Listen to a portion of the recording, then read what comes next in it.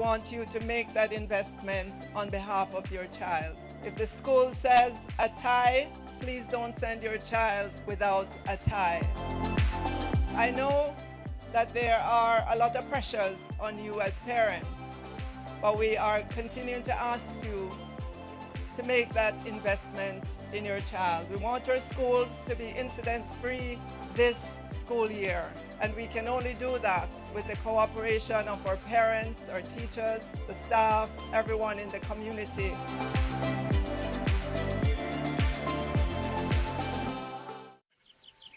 Life is about balance, about give and take.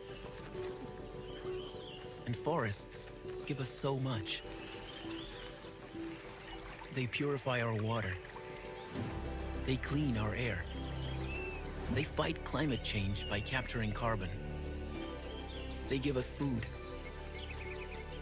life-saving medicines, and they improve our well-being. But our forests are vulnerable.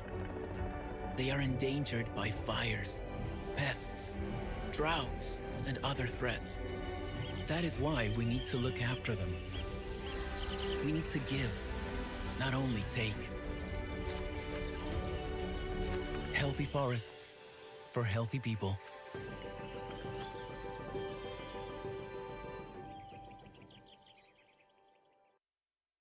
Twists, turns, ins and outs. From the four corners of the earth, PBCJ presents Globe-Trotting Yardie with Carol Francis. There are numerous ways of traveling across the city of Delhi. Tantalizing, breathtaking and revealing, bringing you the wonders of travel from across the world. That's Globe-Trotting Yardie right here on PBCJ, the People's Station.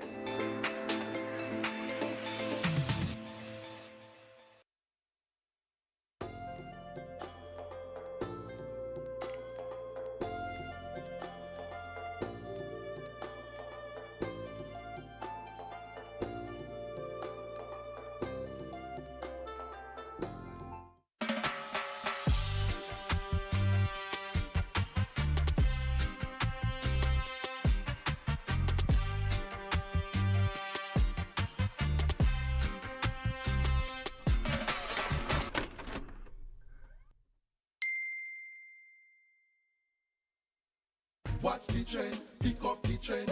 This are the trend for all the youths them. Watch the trend, pick up the trend. T-R-E-N-D. Big up the trend for education, teachers and the students. A fully bright future, yes, that are the new trend. Better governance, partner with the parents. Follow the big trend, elevate the youth them. Improve the schools, track performance, access and attendance. From infant, primary to university students. Turn up the skills training, full steam we are getting. Follow the big trend, elevate the schools, yeah. Watch the trend, pick up the trend. This are the trend for all the youths them. Watch the trend, pick up the trend. T-R-E-N-D. For more technology, yes, and better planning. Quality education, that's what should be trending. From principals to EOs, everybody winning. Follow the ministry, changing the system. Watch the trend, pick up the trend. This is Trend, Transforming Education for National Development, a program designed by the Ministry of Education and Youth to transform Jamaica's education system for a brighter tomorrow. I've been in tourism for the past 25 years. My father was a member of JUTA, and then through him I became a member and just keep going from there on. Tourism definitely working for me because I'm sending my kids to school from tourism. I've built my house and all of that through tourism. So personally, it has helped me. Well, my role is to make sure that the people have a good time, try to be informative as possible, and show them the best side of Jamaica. Try and let them be ambassadors for Jamaica so they can go back home and tell their friends to come to Jamaica. Tourism working for you. This is what you've been waiting for. A chance to change your point of view and take the break you deserve at Jamaica's resorts and attractions. When you can open your door to the seaside instead of just outside. Where you can change your mask and take a plunge. Sunshine smiling warm up inside your heart. Feeling of pure love Jamaican heartbeat, dancing to the beat, up inside your heart. Whoa. Heartbeat of the world, oh Jamaican heartbeat. Contact your travel agent today to book your staycation. RediscoverJamaica.com. Dengue is ordinarily a mild disease. Persons may get a fever, headache, joint and muscle pains. The illness is often resolved through rest and adequate hydration along with paracetamol to treat the accompanying fever. However, on occasions the illness can progress to severe dengue, which can result in organ failure, bleeding and severe fluid depletion that can lead to shock and even death. Therefore, it is important for persons who are experiencing fever, vomiting, severe abdominal pain, bleeding under the skin, feeling very weak, or getting confused to seek immediate attention. Let us work together to protect ourselves against dengue. Happy birthday, Jason. I just wanted to tell you that I'm very proud of you. You're getting good grades in school, and at home you've really been helping me with the chores. I hope you have a great day. And I can't wait to give you your present tonight. Love always, Mom. Teach your child the 6-step crossing code. Think first. Stop.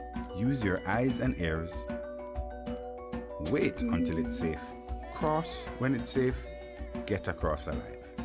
A message from the Road Safety Unit in the Ministry of Transport and Mining. Together, we can create a safer Jamaica for our children. We need to get the guns and save our country.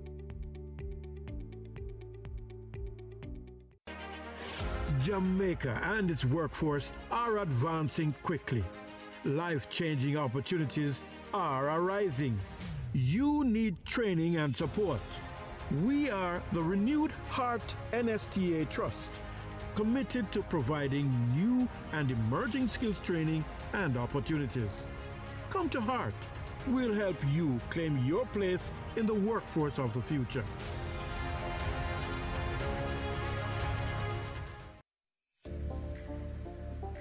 Introducing the new $2,000 note.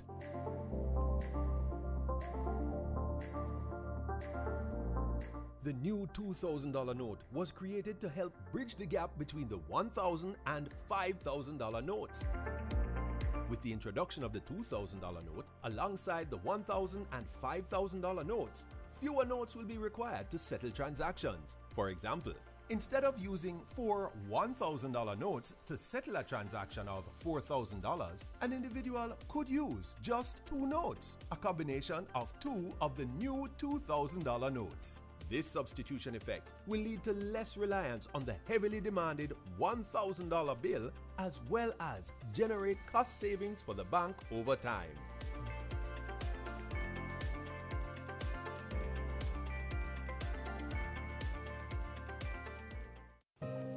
What if they knew that you abused her? Her family? Mr. Jones.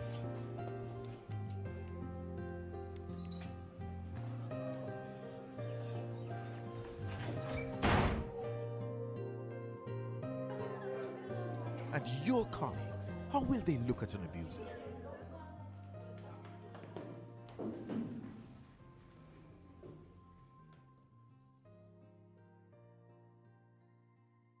When the law comes knocking, you'll have nowhere to run. Mr. Brown, you're under arrest. Please get up, hands behind your head and interlock your fingers. Turn your back on abusers. Report gender-based violence to the police. There's no excuse for abuse. Call the Bureau of Gender Affairs at 876-754-8577. Setting things right. This Honorable House passed legislation against sexual harassment. My intention is to set Monday, July 3 as the commencement date of the Sexual Harassment Act. For years, there have been complaints about sexual harassment, and we did not have a legislation to address this, and so persons were suffering in silence. Now that the act is here, it says if you harass someone, you will pay. The law comes into force on July 3, meaning everybody is required now to take it seriously. Everyone should know that there is a process. You have been harassed, you go to HR. Give them all the information that is possible. When it happened, where it happened, all the details, if there's anybody who was a witness. HR has 2 days in which to inform the person that there's been a complaint against them. They have 14 days in which to do an investigation. And if nothing is done, the person can now take their complaint to the tribunal. If the case is brought before the tribunal and the person is found guilty, the penalty for that is up to $1 million Jamaican dollars or imprisonment. The tribunal is housed within the Ministry of Culture, Gender, Entertainment and Sport. Persons can know that if they have a complaint, they can go to the tribunal. It will be taken seriously and it will be confidential.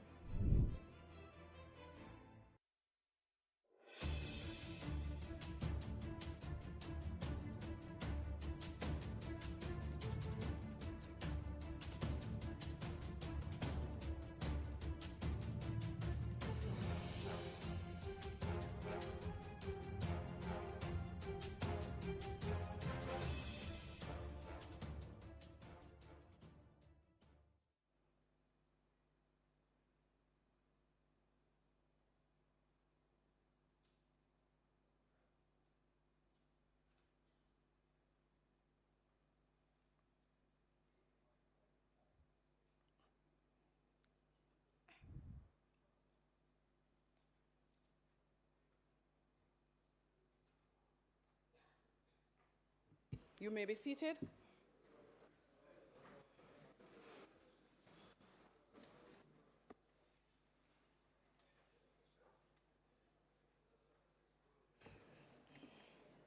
Call of the roll. This Honorable House now resumes its sitting, this being Tuesday, November 7th, 2023. Clerk, call of the roll.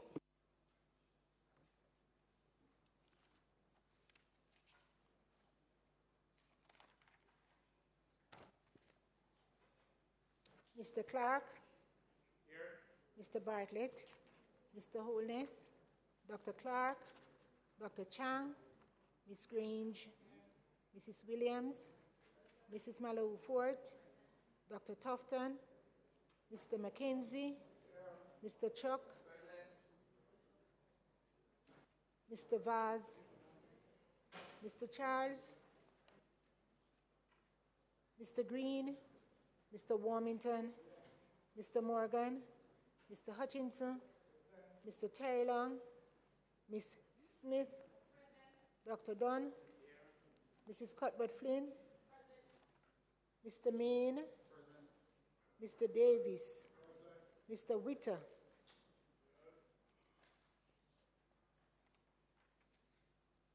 Mr. Brown, Dr. Brown Burke, Dr. Charles, Mr. Chin, Mr. Cousins, Ms. Crawford, Ms. Daley, Ms. Davis, Mr. Goldin, Mr. Graham, Dr. Guy, Ms. Hamilton, Ms. Hannah, Mr. Henriquez, Mr. Henry, Mr. Hilton, Mr. Jackson, Mr. Lawrence, Ms. Lee, Mr. Miller,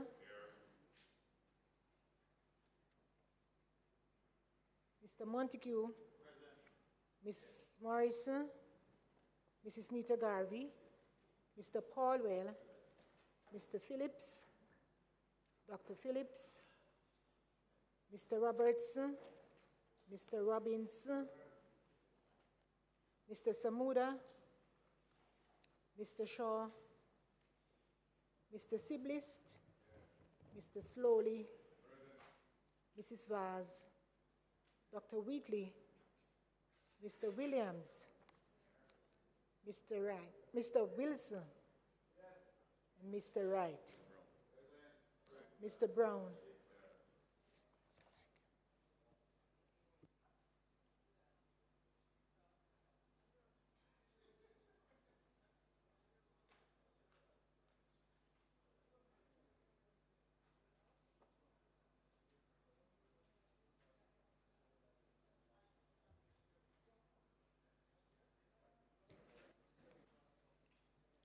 Today is a special sitting of the House, other than the poppies on everybody's attire, to commemorate the remembrance of our fallen soldiers.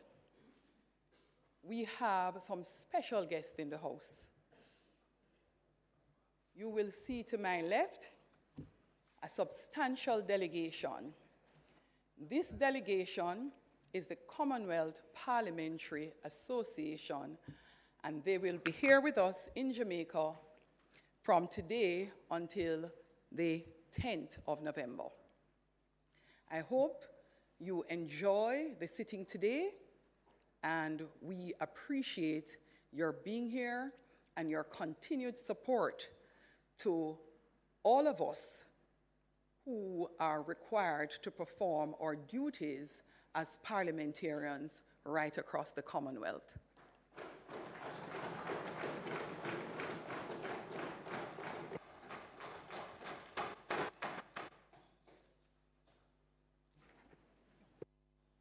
House Leader. Madam Speaker, I beg to move that the meeting of the House be suspended briefly to enable the members to pay tribute to fallen soldiers and veterans of World Wars I and II.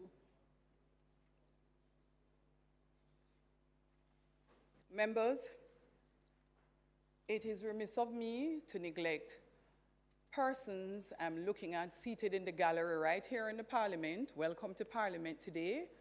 And as always, we are joined by individuals who have become more and more interested in the activities of the Parliament on social media and other forms of media. Welcome to today's session.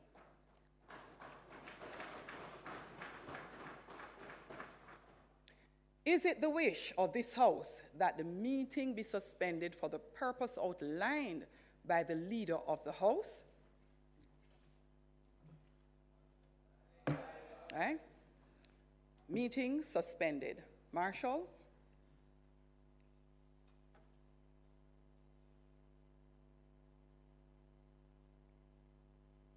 I will now invite members to rise to observe a minute of silence.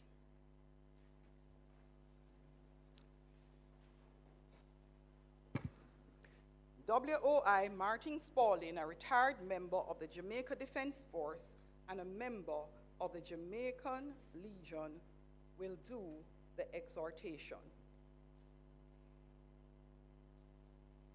Lord God of hosts, be with us yet, lest we forget.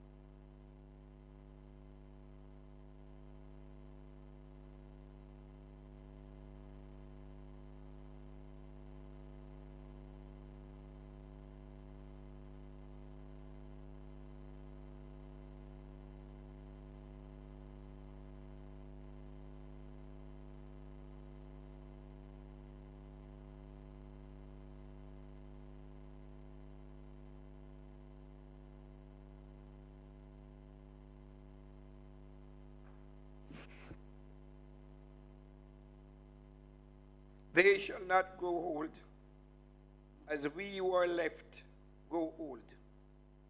Age shall not weary them, nor the years condemn. In the going down of the sun and in the morning, we will remember them.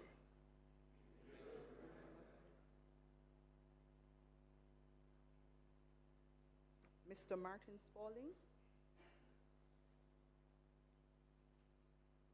Let me express profound thanks for your service and for your being here today to represent League of Fallen Soldiers. Thank you, Mr. Martin Spaulding. Thank you, ma'am.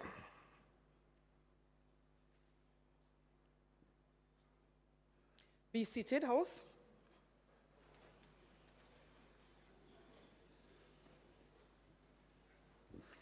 This Honourable House now resumes its sitting.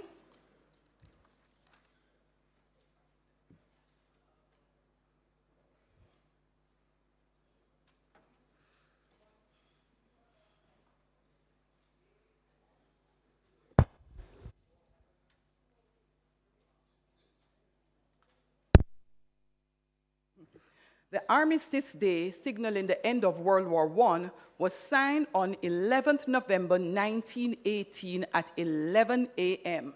Subsequently, the first actual Poppy Day was held in Britain on November 11, 1921.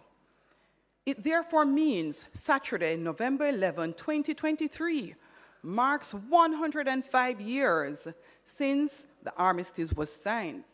Today, we are lending our support to the Jamaica Legion to show that we care and recognize the sacrifice they made in the past that resulted in our freedom we enjoy today.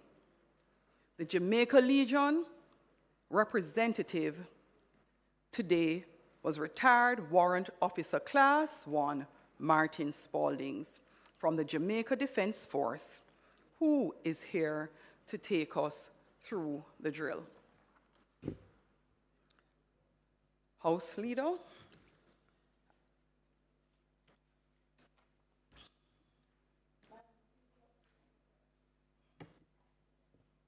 Madam Speaker, I now ask for the suspension of the standing orders to allow us to go to public business and receive one presentation under the state of constituency debate at this time. We will then return to the other items to be heard on the agenda in the standard order thereafter.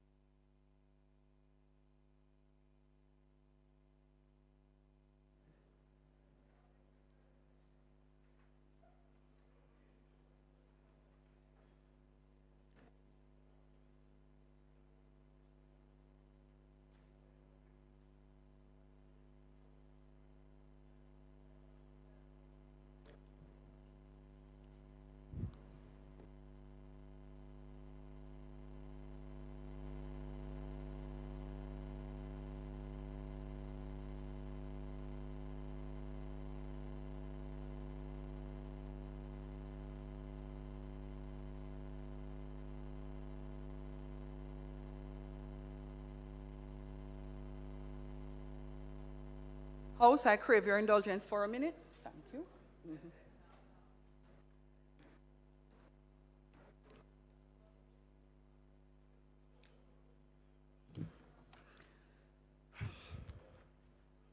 I will now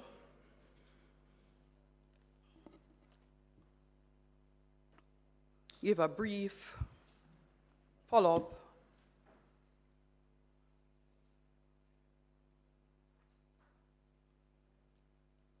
as promised.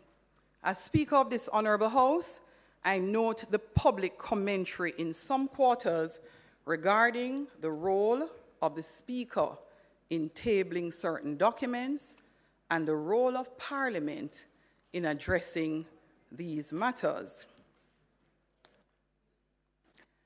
There is an untrue narrative of deliberate delay in tabling reports sent to this House. The fact is, there are no reports, not one report, either from the Integrity Commission or the Auditor General's Department, which have not been tabled. Additionally, all reports were tabled as prescribed at the soonest possible time. My predecessor made certain pronouncements on the tabling of reports from the Integrity Commission and the Auditor General's Department for Public Bodies, which, as Speaker, I have reviewed and must address.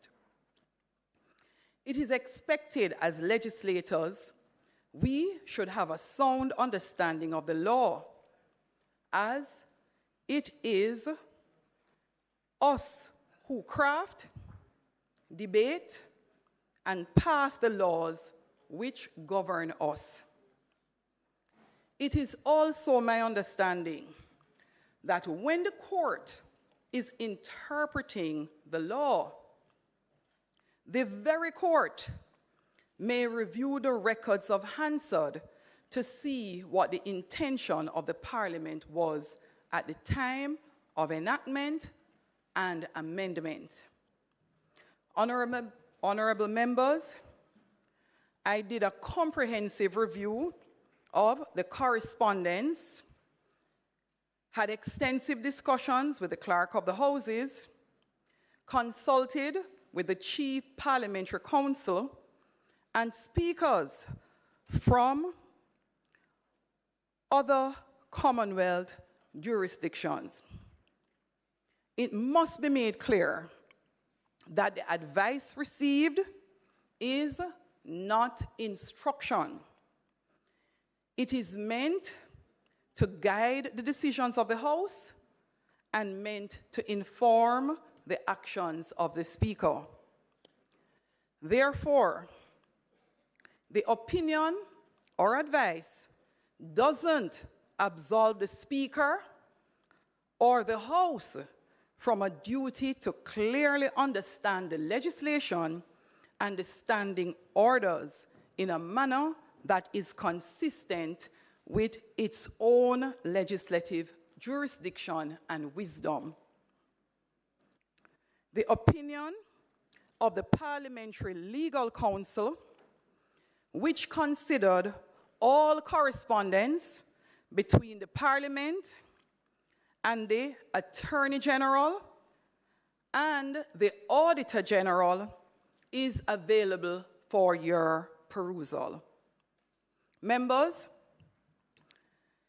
based on some utterances, there seems to be a clear misunderstanding of the legislation in respect of the distinction between ministries, departments, and agencies versus public bodies.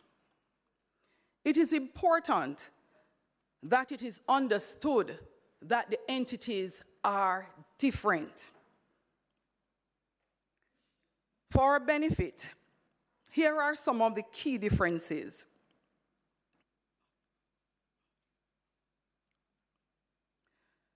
While the Auditor General is mandated by legislation and the Constitution so mandates that the Auditor General audits central government, which include MDAs, public bodies by law engage their own auditor. The Attorney General, while being the chief legal advisor to the government, for public bodies, they engage their own attorneys. Similarly, it is important to note public bodies do not report to permanent secretaries in ministries, as obtains or applies for ministries, departments, and agencies. Instead, public bodies have their own CEO and a board which manages these entities and report directly to the responsible minister. I do hope this provides some clarity. The ruling is as follows. Reports from the Integrity Commission. It is my considered view that reports submitted to the Parliament under Section 36 and 54 of the Integrity Commission Act should be treated as indicated here. A report made on the request of the House of Parliament under Section 36(1). This report will be tabled as soon as possible, as the nature of the report is that it's a request from the Houses of Parliament. It will require the quick action of the members of the House of Representatives once it is submitted for tabling. After it is tabled, it is then to be directed to the attention of the Integrity Commission Oversight Committee in keeping with the Standing Orders 73DE.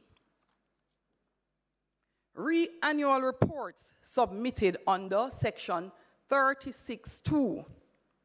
Once the report is submitted to Parliament, it will be sent to the Integrity Commission Oversight Committee for consideration and report.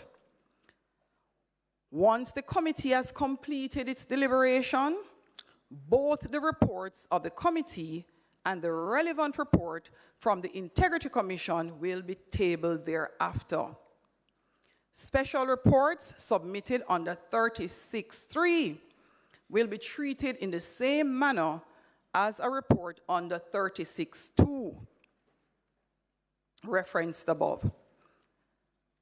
Reports of the Director of Investigations submitted under Section 54(4) will be tabled as soon as possible after receipt by the Parliament, having regard to the serious nature of the matters that are contained therein. It will require the immediate and direct attention of the House. After it is tabled, it will then be submitted to the Integrity Commission Oversight Committee for their consideration and report. Kindly note, all reports from the Integrity Commission will be reviewed by the officers before they are tabled, and it will be tabled in the soonest possible time. No effort will be made to delay such reports. The ruling re-reports from the Auditor General Department on Public Bodies. Ruling is as follows. Reports from the Auditor General's Department on Public Bodies will be tabled in keeping with the Public Bodies Management and Administration Act, enacted 2001 under Section 13A and or Section 30 of the Financial Administration and Audit Act. Particularly of interest is its amendment in 1992, which recognized public bodies. Such reports must be submitted in keeping with the procedure outlined therein, and also provided in Section 13B of the Public Bodies Management and Accountability Act and Sections 31 of the Financial Administration and Audit Act. Members, the discussions in this Honorable House underscore the need for consistent assessment of legislations with a view to amending where necessary, where clarity is further required.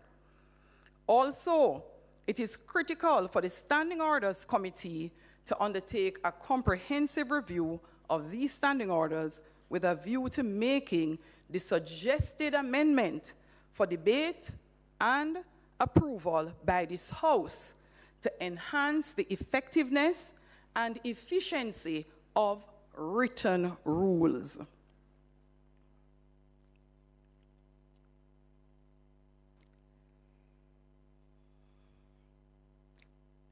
members, I think that the rules which govern us are within our purview to amend as a parliament as we see fit, so that we are all clear in respect of the understanding thereof. I have made available copies which will be sent around in respect of the opinion given. Speaker, thank you. I'm seeking clarity on a couple of matters. First, you indicated that the officers would review reports from the Integrity Commission. Could you indicate who those officers are and what the purpose of the review would be before the reports are tabled? That's first. Secondly, you said annual reports would be sent to the Oversight Committee and special investigative reports before they are tabled. I'd like to understand the rationale for that vis-a-vis other reports from the Integrity Commission, which would be sent directly to the Speaker and be tabled. My understanding of the role of the Oversight Committee is that the Oversight Committee would be outside the scope of the Oversight Committee to opine on an annual report or even a special investigative report. So I'm trying to understand what the rationale is for sending it there first before it is tabled here. Those are my questions, preliminary.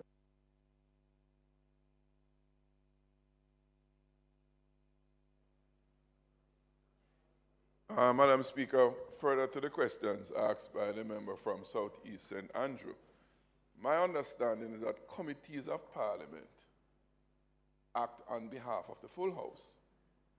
So matters that are referred to the House, matters that comes to the House and is referred to the committee, that committee acts on behalf of the House. If the House does not know what the committee is acting on its behalf, it seems a little bit,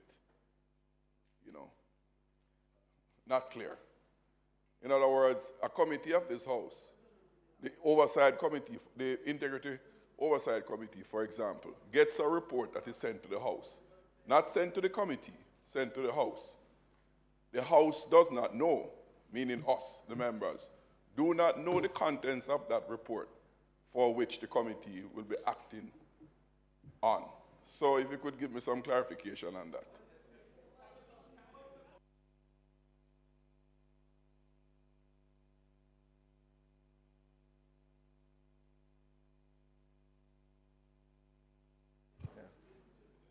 Madam Speaker, just one clarification, because I understand you to be saying that the reports will go to the committee, the Oversight Committee, but the operations of this Oversight Committee is public.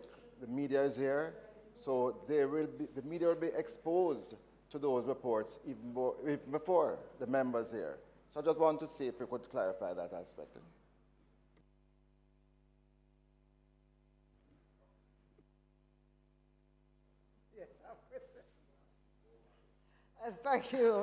Thank you, Madam Speaker. In addition to the questions that are being asked, Madam Speaker, I needed a little clarity myself, so just to be clear.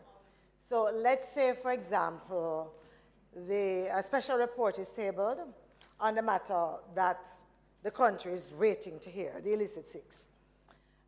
That would come to the House and go straight to the... On a point of order, I do not know of what you're speaking, member. It's a... I don't know, no. Please remove that comment. Please remove that comment. That comment is inappropriate, doesn't belong in the House, and is not included in any document submitted in this honorable House. Please remove your comment. I've heard what you have said, Madam Speaker. And Hansard, please strike the comment. So let's say a special report comes to the House, Madam Speaker. It comes to the Speaker, as you have said, it would go directly to the Integrity Oversight Committee. The question that I'm asking is when we had the issue with the speaker, former speaker of the House, the issue about conflict of interest arose. And there was a concern about individuals being on a committee who are subject of the report of the committee.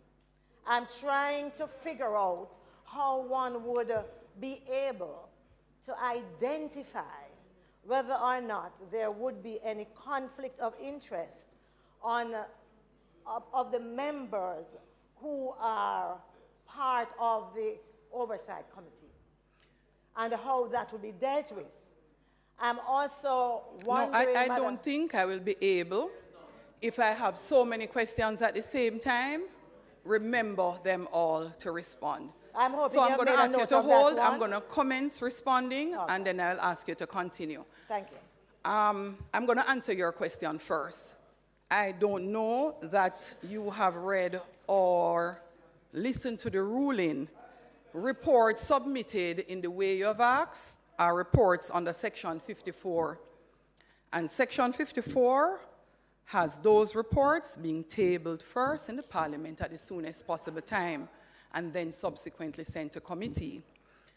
The rulings, as you have heard them today, is based on, let me repeat, the Act, Integrity Commission Act, the FAA Act, the Public Bodies Management and Accountability Act, the Standing Orders, and a comprehensive review of all, including the opinions submitted from the Attorney General's Chamber, the Parliamentary Legal Counsel. In respect of who will read the report, I do not recall your second two questions. I indicated to the Parliament before, and I hold that view. The officer reading the report would be the Speaker, as in the case of the lower house, or the President in the case of the upper house. The intent is not to read for any purpose more than to appreciate what it is that you are signing to be tabled in Parliament. Every single thing that is on the agenda for Parliament, every item, every question asked, every bill, every motion, every single thing that is placed on the agenda, the Speaker in the case of the lower house and the President in the case of the upper house is required to appreciate that they are placing on the agenda.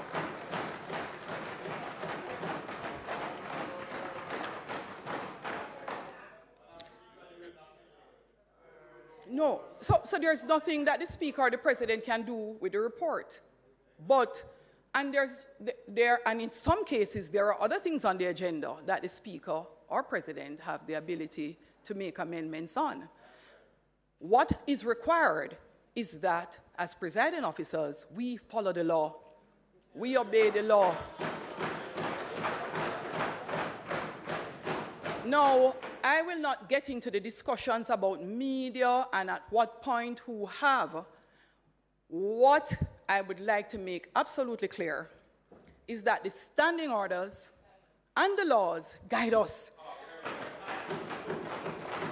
And therefore, the comment I made in terms of us as a Parliament feeling that the legislation needs amendments, the standing orders need amendments, it is us who are required to do that work. The opinion I formed was a strongly formed one because it was supported in every way by the Attorney General's Chamber and the Parliamentary Council, Legal Counsel as well.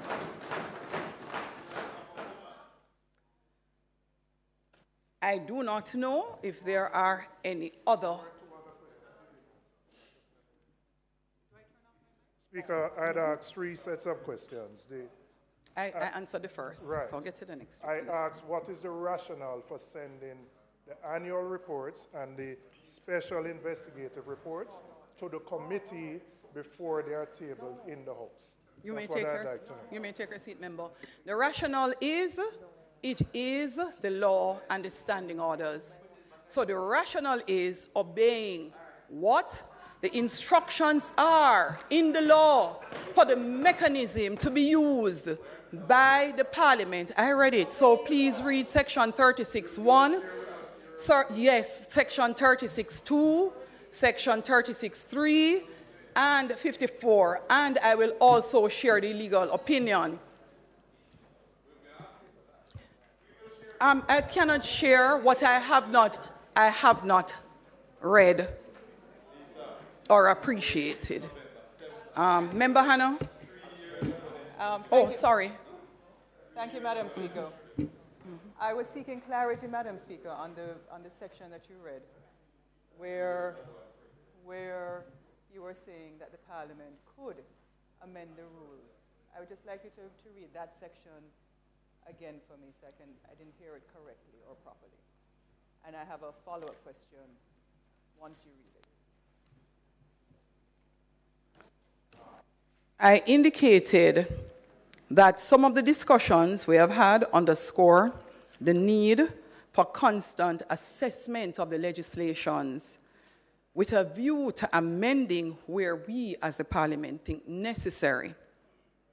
It is also critical for us to look at the standing orders, have the committee meet and undertake a comprehensive review of these standing orders with a view to making the suggested amendments for debate in the House and approval by the House so that it enhances the effectiveness, the efficiency of the written rules that govern us here in the Parliament and guides the proceedings of this chamber.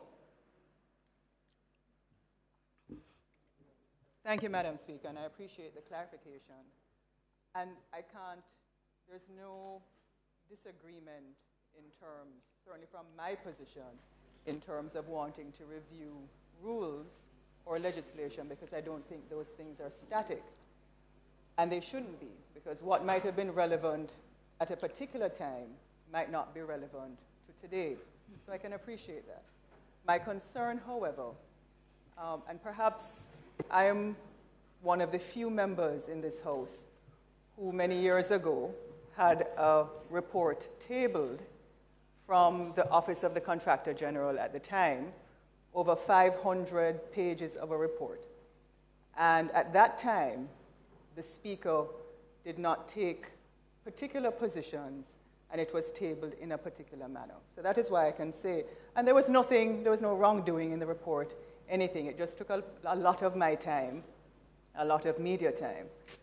And I think it is important that when people are being investigated, that certainly those of us who are in this House, because it can happen to perhaps any one of us as public officers. However, the point I would like to ask you, or the question I'd like to ask you, is at a time when politicians are seen as being, unfortunately, lumped as corrupt individuals. And it doesn't matter how hard we work, it doesn't matter what we do, it doesn't matter how many public things we file, all of us are lumped together. So if we are here, let's know who. All right, hang on. Members. So, Madam Speaker. Members, please allow Member Hannah. Madam Speaker. Please allow Member Hannah to speak.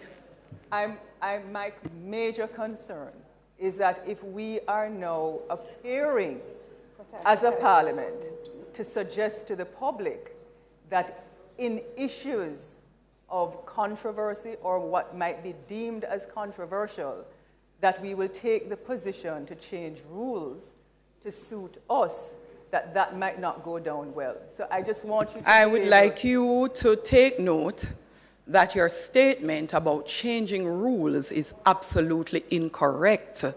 The rules are actually not being changed. The rules are being No, so it is not us who are changing rules, and I do not want you to give that impression to the public. We are not changing rules. I do not know of which report you speak, but in the past, I'm going to finish before you continue. I have to be careful about some things. You'd like to clarify? Go ahead, clarify.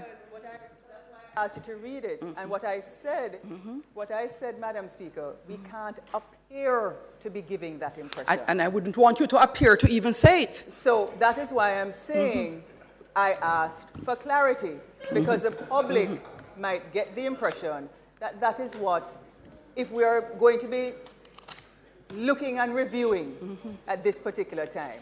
That's why I'm asking you just to make it very clear. All right. So, Member Hannah, you are correct. The indication that we should review, it is not with a view of my instructing that any changes be made in any rules. The reason I have said I believe it is important for us to continuously interrogate or review our legislations is that we may find subsequently that what was passed may not have been our intent. What was our intent is not the practice. And so we should always go back to look at the legislations. Equally, the standing orders, which are the rules that govern us, are not necessarily all written out in all respects. And there may be issues that come from time to time where the House feels that instead of leaving it for the Speaker to rule or the President to rule, the House would like to now apply a rule which the Speaker or the President would be obliged to function in that mechanism as stated in the standing orders. And so my comment is where we believe we need to strengthen the legislation, strengthen the standing order, it is our job to do so.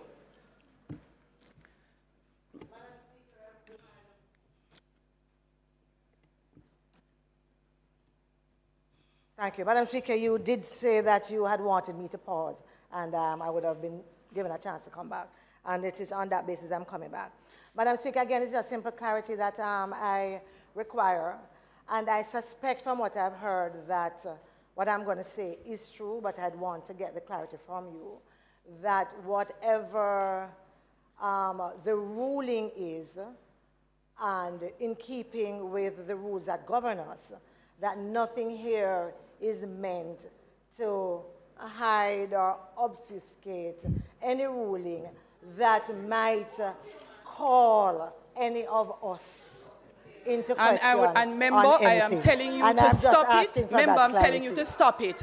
I notice you like to make statements that you know the response to, and I would appreciate, if you do.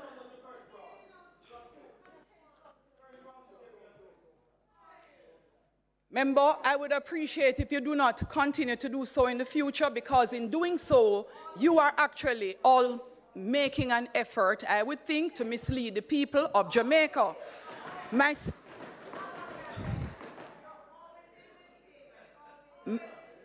statement started with there is an untrue narrative of deliberate delay in tabling reports sent to the House. And I will give you a copy of this. All right. We want to ensure as a parliament that it is understood that the concern raised by Member Hannah, where we are seen as corrupt, is because of exactly that behavior.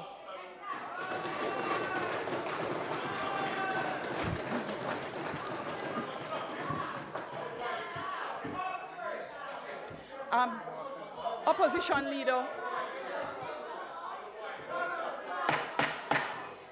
The opposition leader is on his feet. The opposition leader is on his feet. Members, The opposition leader is on his feet. Please allow him to speak.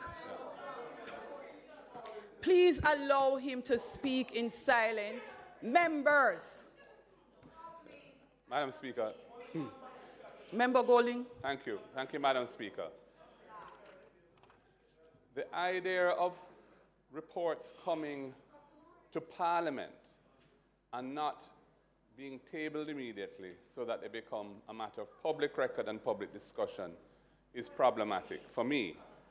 Because when things come to Parliament and are automatically referred to a committee on which the government side, whichever government is in office, the government side will dominate that committee in terms of the numbers and so on, and the scheduling and the agenda of that committee. So you could have a situation where a matter of public interest, a matter that is vital in terms of its impact on the governance of the country, is sent to Parliament, and because of this procedure, is sent to a committee without the members being aware of it, without the public being aware of it, because it's not tabled.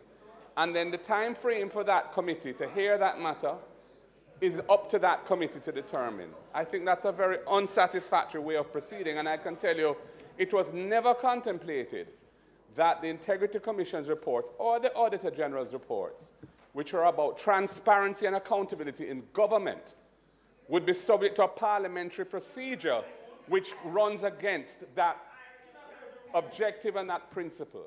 So I think that we are going down the wrong track by saying that we're going to henceforth be following a procedure which delays or postpones the tabling of documents, reports sent here, the Parliament of the land, by investigative bodies.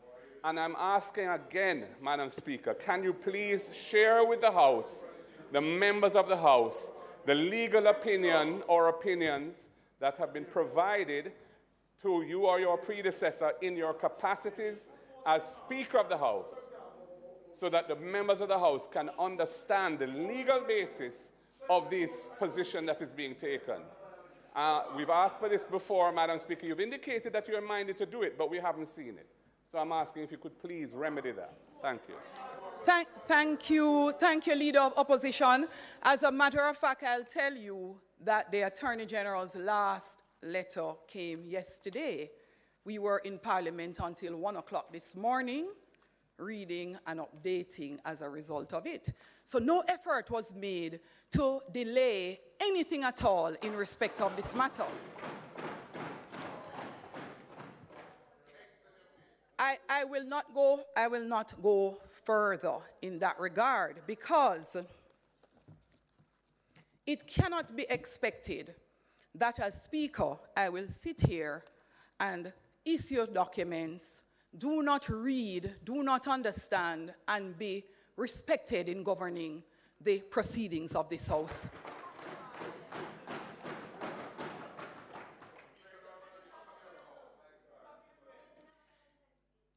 If the intention of the Parliament and the legislators at the time was to have all reports tabled immediately, it would have said that.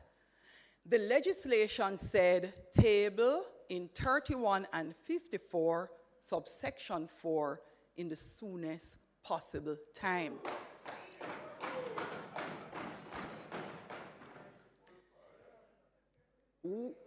When the legislations are passed, it cannot be that we allow persons to think that in obeying the laws we are doing the wrong thing. We cannot cherry pick which laws we obey and which ones we are going to say it is not convenient to obey, so we are going to do something else. And so where we have had these issues, where, and I checked the Hansard, some previous speakers actually make no ruling. They just decide this makes sense and go ahead. I am making an effort to ensure that when history is written, this Speaker does what is right in the sight of the law. Madam Speaker, it looks like this new mic system is working against me. I pressed the mic a long time ago, and a number of persons. You know, Madam Speaker, for every year when I was in the role of Attorney General, I took time to point out the critical importance of accuracy and reading the law. Every single year. One year, Minister Tufton, the honorable member from St. Catherine, West Central, asked me if I were looking to be fired. In fact, a member from that side also made the same comment.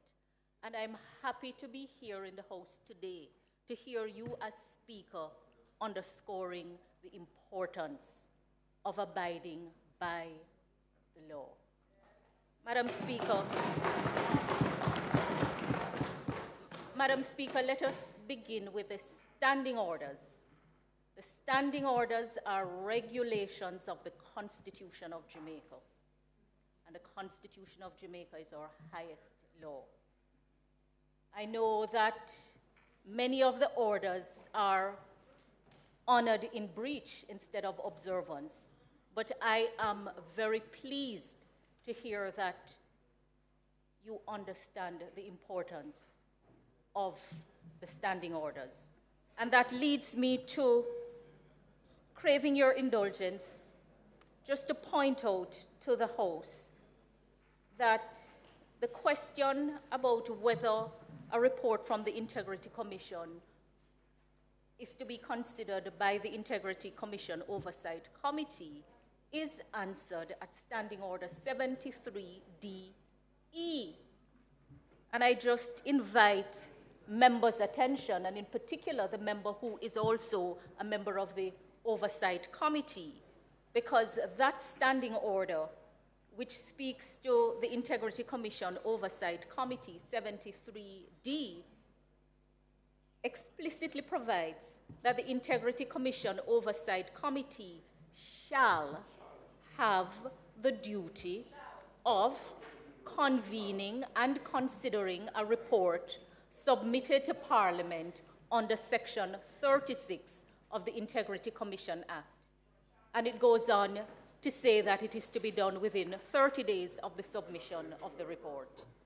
And just by way of reminder, Madam Speaker, that provision of the Integrity Commission Act speaks to all of the reports from the Commission. It begins with the reports that the Parliament reports on matters referred to it from the Parliament, investigating an act of corruption. It speaks to the annual report of the Integrity Commission, and it also speaks to other sets of reports. So the Commission may at any time be required by either House of Parliament to investigate a matter. When it is reported, that matter, that report can go to the Integrity Commission Oversight Committee. The Commission shall, no sooner than 3 months after the end of each financial year and within such longer period as the Parliament may approve, submit to the Parliament its annual report. Those may go to the Integrity Commission Oversight Committee. And then the Commission may at any time submit a report relating to any particular matter which, in the opinion of the Commission, requires the special attention of the Parliament. All of those are Section 36 matter, which the standing order says the Integrity Commission Oversight Committee has a duty to consider, Madam Speaker. And I think we don't have to quarrel because the law is publicly promulgated. This is not something that is being made up overnight. And the standing orders guide the proceedings in the House. So I think, Madam Speaker, that we don't have to continue to quarrel. Sending a report in accordance with the rules to the committee is not delaying it. And you know, Madam Speaker, that leads me to the comment that was made about taking the time to read matters before they are placed on the floor of the House. Again today, I could almost shout hallelujah, because in my former role, I complained so much that not sufficient attention was placed to ensuring that the matters tabled in the Parliament were read and accurate. And there are many examples and moments when material had to be pulled from the Parliament because of inaccuracy. And so it should never be seen as an attempt to delay any matter, because an opportunity is being taken to read the matter to ensure that, as a presiding officer, you know what is coming before the House. In fact, you would be derelict in your duty if it were otherwise, Madam Speaker. And that leads me to the third matter, and that is the matter of the reports of the Auditor General.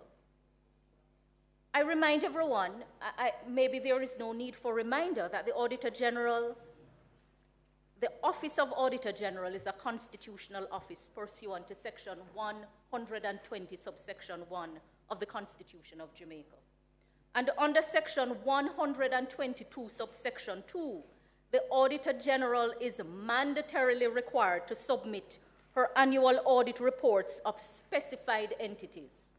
And the Constitution specifies those entities, and they include, but are not limited to, the accounts of all departments and the offices of the Government of Jamaica, including the offices of the Cabinet and the 3 Services Commission, Judicial, Police, and Public Service. And, Madam Speaker, the Constitution says that the reports are to go to the Speaker, who shall cause them to be laid before the House of Representatives. The Auditor General is also empowered to perform other functions in relation to the accounts of the Government of Jamaica and the accounts of other public authorities and other bodies administering public funds in Jamaica, as may be prescribed by or under any other law. You know, Madam Speaker, I was smiling when I heard you explain the difference, because many parliamentarians do not know that there is central government and there is the rest of government, and what comprises. Madam Speaker, Madam Speaker, Madam Speaker,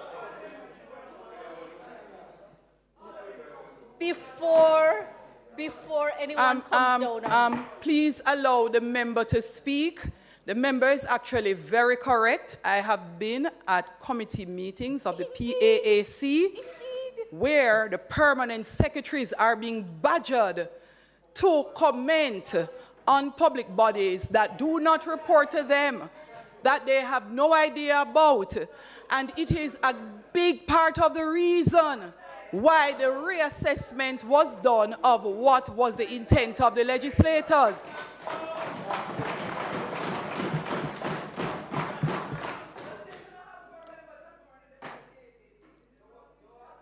Member Malafort. Madam Speaker, Minister, go ahead, please. I don't wish to lose the point I want to make. The point is that the Auditor General is mandated to make reports pursuant to the Constitution.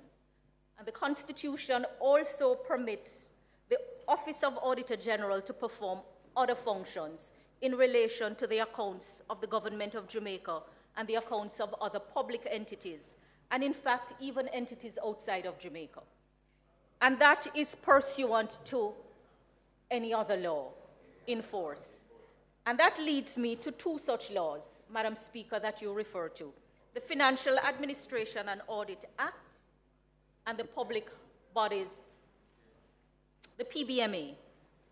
Madam Speaker, Part 4 of the FAA speaks to audits, and in particular, sections 29 and 30 speaks to the report of the Auditor General. And I wonder, Madam Speaker, whether the reports sent to Parliament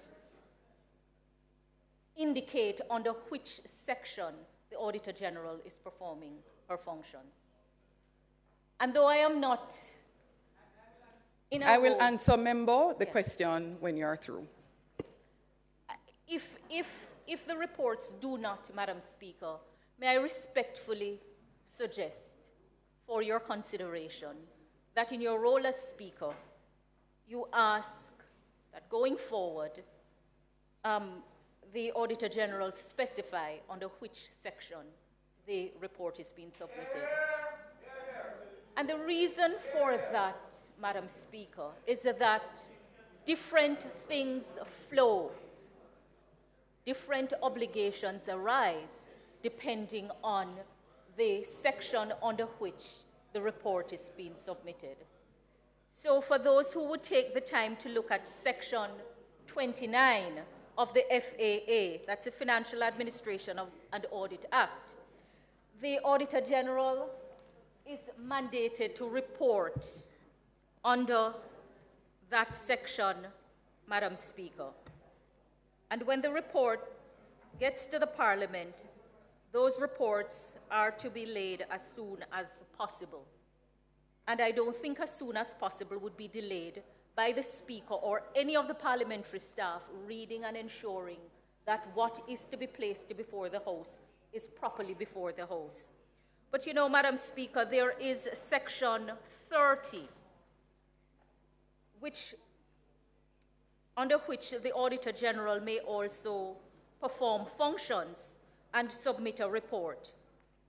And the point you made about understanding which accounts and which bodies are being audited is a critical point. Because if it is a public body, Madam Speaker, the Auditor General, once she exercises the discretion given to her to act under that section, she is obliged to do certain other things. And I believe that is where the contention has been, Madam Speaker. But you know, natural justice requires that you do not come to an adverse conclusion without giving an opportunity to the person being investigated to be heard. And also for the good management of the affairs of Jamaica, it is essential that the matters specified in section 30 of the FAA be complied with. And so, Madam Speaker, I suggest for your consideration and to take the noise away from this, that you ask that going forward, the section under which the reports are being submitted be specified. And where a matter is coming under section 30 of the FAA, please note that unless and until the matters specified in the section are complied with, such a report is not to come to the Parliament. And that is not hiding anything, that is not obstructing justice, but it is what is required. And God forbid, if we parliamentarians cannot respect the law, then who else will? The last matter before I take my seat, Madam Speaker. I hear the request for the opinion of the Attorney General's chambers to be shared. I should like to say that as a general rule, there is no requirement for anyone who seeks the opinion of the chambers for guidance to share it, as a general rule. And some may disagree with me because of the subject matter in question, but the general rule stands. If you as Speaker needs guidance and you seek a guidance, there is nothing which says that you must share the guidance, as a general rule. In this specific matter, however, your predecessor in office indicated that she was awaiting further details.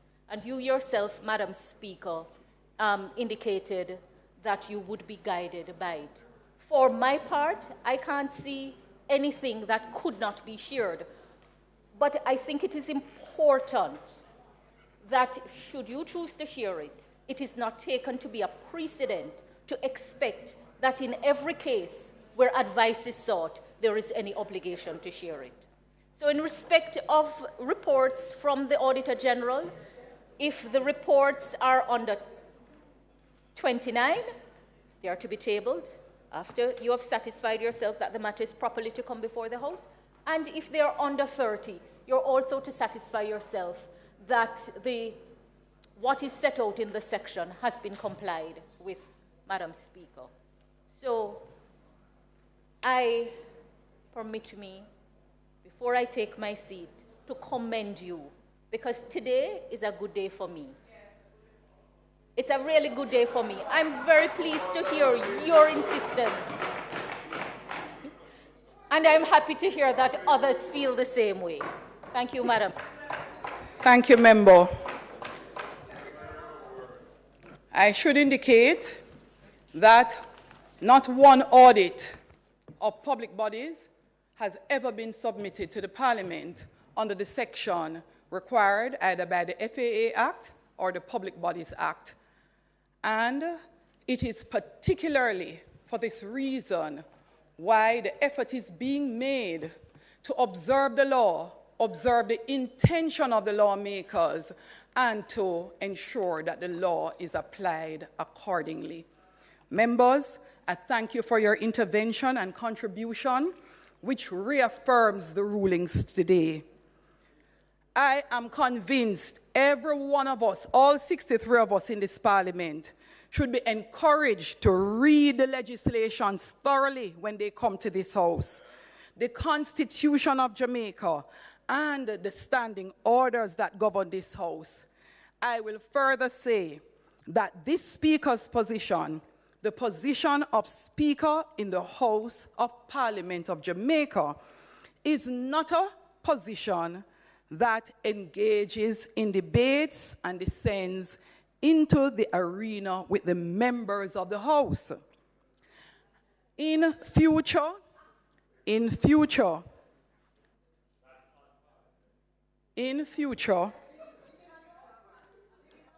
you can expect that that will be my posture, and that posture will continue while I preside. Thank you, members. House Leader.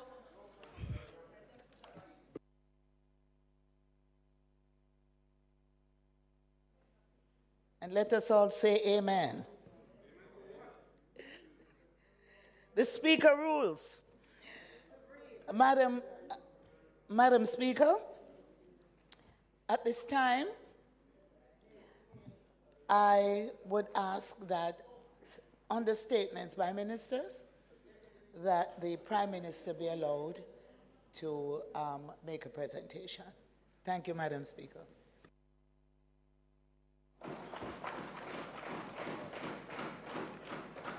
Prime Minister, the Most Honorable Andrew Holness. Thank you, Madam Speaker. My statement is an informal one to the House, and I invite other members to join. The statement is occasioned by the barbaric killing of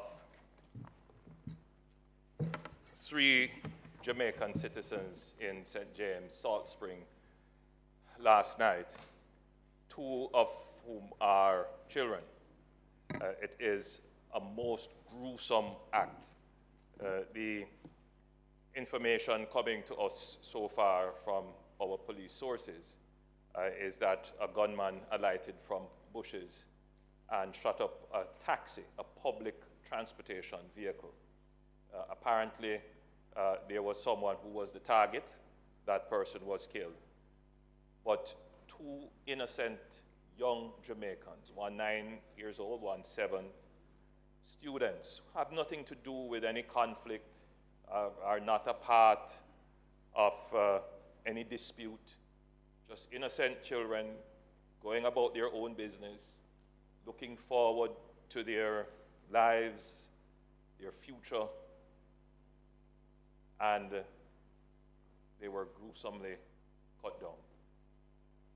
I think the Parliament should stand in condemnation of this. It is important that each time that this happens, we declare and reinforce that our nation does not stand for this. It doesn't reflect us. I know that there can be some frustration because it has happened before. This would be the second time this year that I would have called upon the Parliament to make a statement. In this one in particular, Madam Speaker, it has arisen from a gang feud.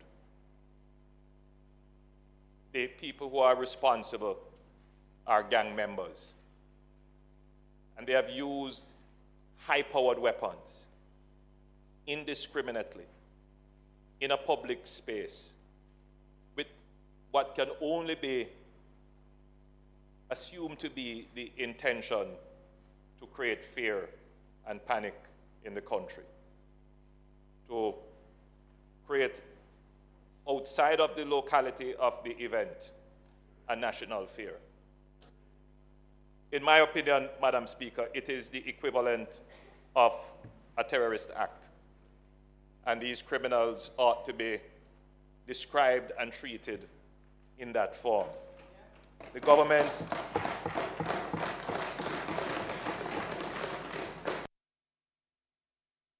action cannot be ambivalent or equivocal in this matter. There are before us amendments to legislation which will increase the penalties for such criminal terrorists, including increasing the penalty for murder. I urge the House to pass these amendments forthwith before the year is out.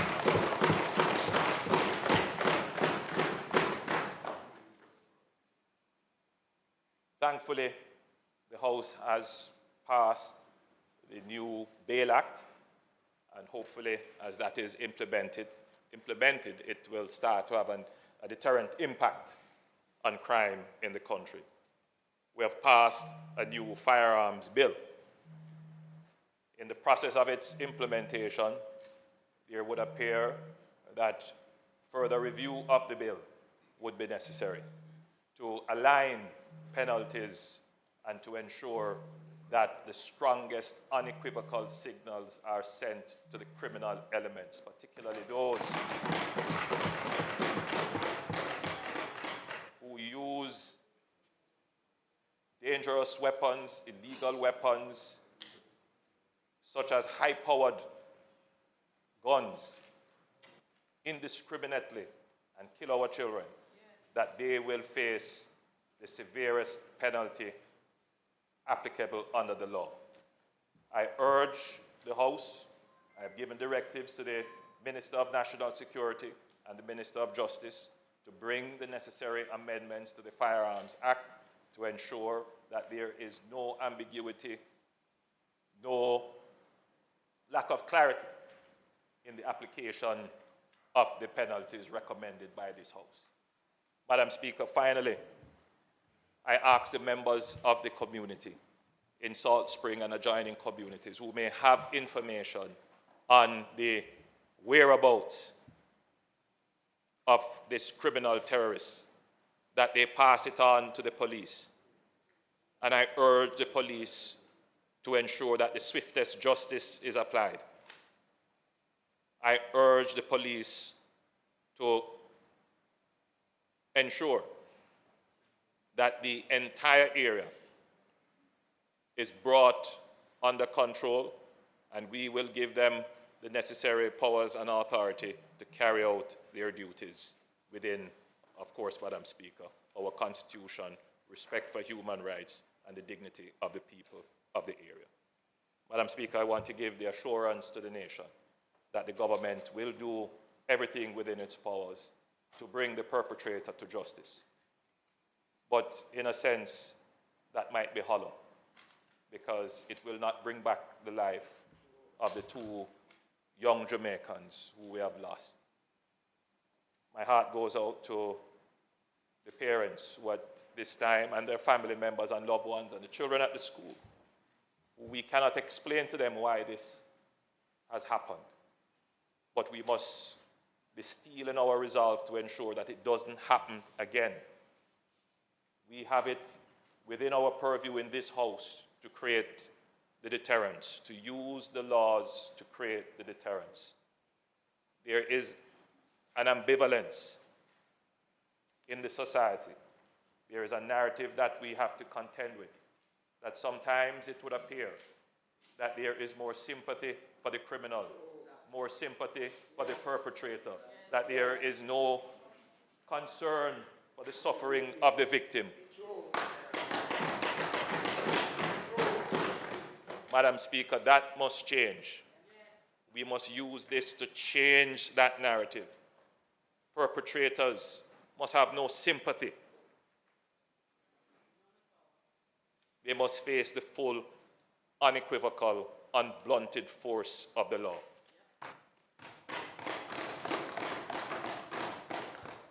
So, Madam Speaker, I rise here to condemn the act, to say that it is un-Jamaican, to say that we are never going to be numb to this, that we will never consider it, oh, just another day. We will speak up against it in the strongest way. We will mobilize our resources to tackle it and to bring those who are responsible, those who commit it and those who give succor to those who commit it, to bring them to justice. Thank you, Madam Speaker. Thank you, Prime Minister. Opposition Leader. Thank you, Madam Speaker. Each time we rise to speak on a subject like this, one has to wonder, when will it be the last time that we have to do so? I join in the sentiments that have been expressed, condemning in the most profound terms the act of extreme violence, the depravity with which those two young Jamaicans, 9 and 7, 9 and 8, young boys, schoolboys, primary school boys, lost their lives. An automatic weapon, as I understand it, was used. Indiscriminately firing into a taxi pursuant to some conflict among warring factions. Too often in Jamaica, innocent people who have nothing to do with any wrongdoing of any kind end up either losing their lives or being permanently paralyzed or otherwise impaired physically, and no doubt emotionally, as a result of this kind of violence. Multiple murders are becoming prevalent. We're told that the murder numbers this year are down versus last year, but the atmosphere in which we live suggests that we are still living in a terrible crisis of violent crime. The government's strategy in recent times has been to bring legislation to the House seeking to extend the sentencing rules, make it harsher penalties for murder and gun offenses and so on. And our position on, certainly with the legislation dealing with the penalties for murder are not presently before the whole House or before a Joint Select Committee, but the firearms legislation, we supported it with concerns. And as playing out that these concerns are manifesting themselves. So we have a situation where the court recently imposed a penalty, I think it was life imprisonment, for possession of a firearm, and the DPP is appealing that. The DPP. Normally when a harsh sentence is imposed, it is the counsel for the defense that appeals. In this instance, it's a DPP, the state's prosecutor, who is appealing. The reason being,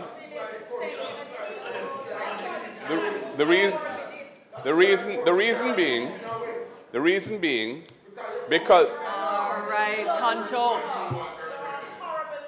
the reason. Hey, be nice. Madam Be Speaker, nice. I would ask if you please. Members. Members. Members, respectfully. Members. No, but members, on both sides of the House. On both sides of the House, allow the opposition leader to speak while you're silent. Thank you, Madam Speaker. That is a convention. We didn't interrupt the Prime Minister when he was speaking. I'd ask my colleagues on that side of the House to also... You'll be free to stand and rebut. If you have anything of value to say, Minister, you will get your chance. My point is this, that the appeal is necessary because there are incoherences in the law as passed by this Parliament. And those need to be fixed. They're going to have to be, ultimately, amendments brought because of the problems that are already surfacing in that legislation. I also said at the time that by imposing mandatory minimum sentences in the way we have, we are risking a new era of backlog in the criminal justice system.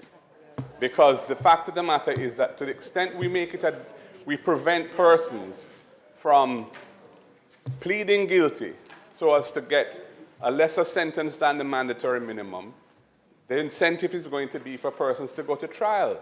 The reason why we have been able to clear so many cases out of the criminal justice system was because guilty pleas were becoming a common thing, and the judge could impose a sentence with the potential of a discount, but the discounts were not mandatory. It was up to the judge, and it was working quite well. By imposing mandatory minimum sentences, we're creating incentives for persons to go to trial and try to fight the case. And we have to be careful that sometimes our good intentions don't have consequences which work against what we're trying to achieve. All right. Well said. Madam Speaker, we would like to continue the bipartisan approach that was started in 2019 with the establishment of the Crime Monitoring and Oversight Committee, CMOC. That process more or less came to an end around a year ago when the government withdrew from the process. We have said we want to continue with that process. We even think it's important that the opposition works with the government to try and find solutions to our crime problem. With other key stakeholders at the table so that we can fashion solutions that are in the national interest and take some of the politics out of this critical problem of violent crime. Our only constraint in that regard is that we must operate within the constitutional framework of the country. And we know that we have had a difference of opinion between the government and the opposition on the way in which states of emergency have been employed since 2017.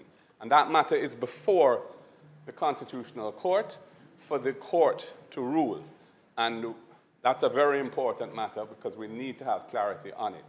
But subject to the requirements of compliance with the Constitution, we are willing to be creative and cooperative to fashion solutions for the problems that we have.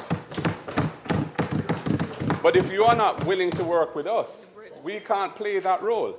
So I'm calling on the government to resume its participation in CMOC at the highest level. Don't just send the most junior person. Opposition leader, send your time for speaking has expired some time ago. House leader.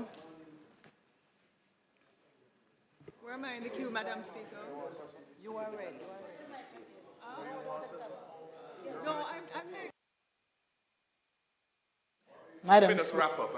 Madam Speaker, the Minister of Education would wish to make.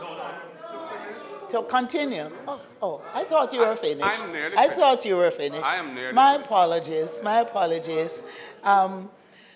Madam Speaker, I ask that you give the Leader of the Opposition additional time to conclude his comments.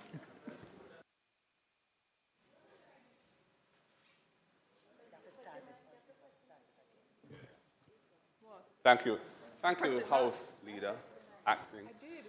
Thank you, Madam Speaker. I'm nearly finished. Just to say that I'd like to see that bipartisan approach resumed so we can work in good faith towards solving some of these problems as best we can.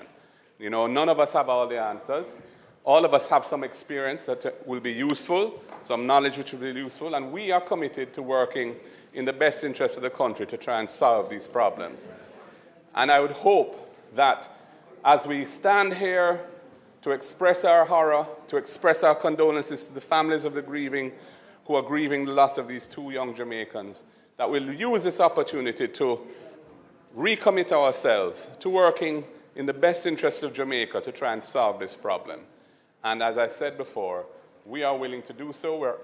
We're eager to do so, as we believe that is the only way forward to tackle this problem once and for all in the best interest of Jamaica, land we love. Thank you, Madam. Madam Speaker, I just want to correct what the Leader of the Opposition said in relation to the sentence imposed recently on life imprisonment for the possession of prohibited weapons and ammunition. I think, Leader of the Opposition, the point is that, regrettably, for one reason or another, the judge sentenced under the wrong provision. Not the provision, but the wrong law in that the draft, what they got was the initial draft and not the concluded draft in the House. You see, so the DPP was able to explain it this morning. And to the credit of the DPP, they recognized that something went wrong because normally the DPP would not appeal a severe sentence, but realized that it was wrongly imposed, and therefore, to the credit of the DPP, they actually, you know, decide to take it to the Court of Appeal so the proper process and the proper sentence can be applied. But Leader of the Opposition, we cannot Opposition ignore. Leader, Prime Minister, please allow Minister Chuck.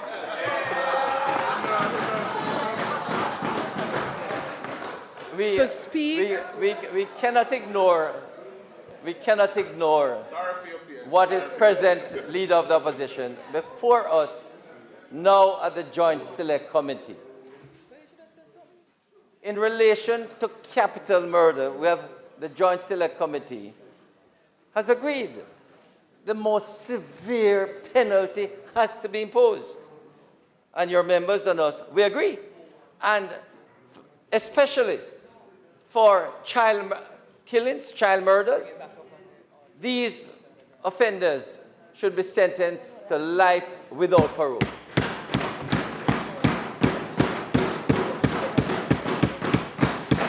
And the signal should be sent that if any judge should impose a determinate sentence, that the DPP should appeal. So, for child killers. Because, you know, as the Prime Minister and yourself have expressed, the pain caused to the families can never be eased or, you know, be erased. And therefore, the signal, the salutary signal should be sent across all our communities that child killers really, in any circumstances, should get the most severe penalties.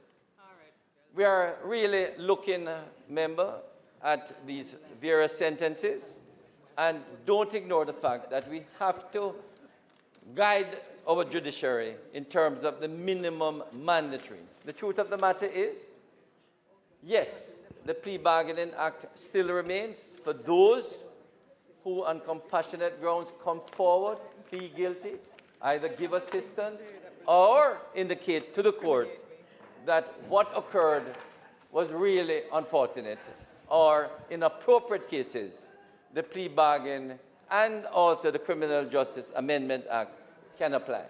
So those we are looking at to ensure that in appropriate cases, the sentence can be adjusted, okay? And that we are looking at. But at the end of the day, this Parliament should be united to let gunmen and criminals across Jamaica know that there's no space to hide. Who is coming next, punching a little fellow? Minister? Thank you, Madam Speaker. These are not being seen. Madam Speaker, I No, stand it's time to punch it, in Madam Parliament Speaker. today with a heavy heart as a result of the recent tragic attacks on our children. I begin with the harshest of condemnation. Minister, hold a moment. Yeah. These two were unread when the minister was No. We yield to the minister. She's the Minister of Education. No, well, tell us that, but don't just make it look like we are creating a problem. I'm miserable, are you miserable too? Precisely.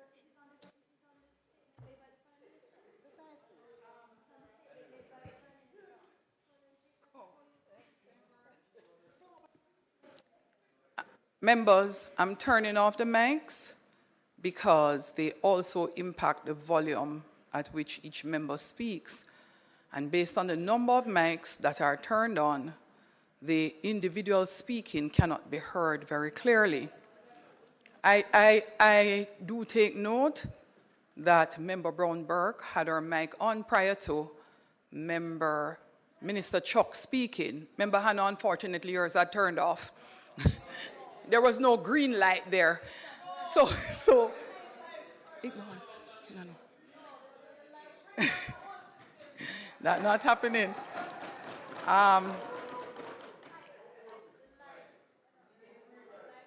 Oh, your light not coming on? Oh, your light isn't working, Member Hannah? Please check it. Please check it. Just please check it.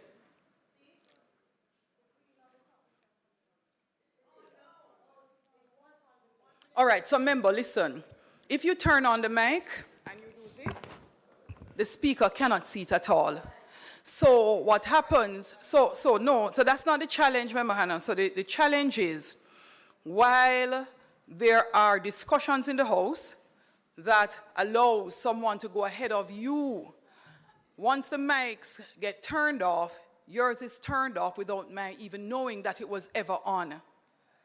And it is something I've observed. So members going forward, once you turn your mic on, just have it erected so that I can see, because I do look at the House to determine who are the persons who are intent on speaking. Thanks, members. So one mic, read at a time. Minister of Education. Thank you, Madam Speaker. Madam Speaker, I stand in Parliament today with a heavy heart as a result of the recent tragic attacks on our children.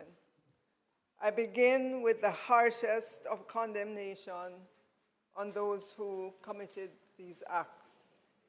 The pain and sorrow that our communities are enduring are immeasurable, and my thoughts and prayers go out to the affected families and friends who are grappling with these unfathomable losses. Our hearts grieve for two of our male students from Chetwood Memorial Primary, only 9 and 7 years old, and an adult who were shot and killed in a car on their way home. I can only imagine the unspeakable grief and pain in the homes and the school community. Our hearts are also with the family and the St. Jude's school community. On Friday, a grade 1 student from St. Jude's Primary in St. Andrew and a mother of a grade 4 student were fatally shot in an apparent drive-by incident. The Ministry of Education and Youth has dispatched teams of grief counselors to both St. Jude's Primary and Chetwood Memorial Primary. And the grief counselors will continue there for as long as needed. Madam Speaker, in the face of such senseless violence, we must come together as a society and offer our unwavering support to those who have been directly affected. We mourn with them, and we stand by their side as they navigate through this dark chapter in their lives. Madam Speaker, our children are our most precious resource, and their safety and well-being should be our utmost priority.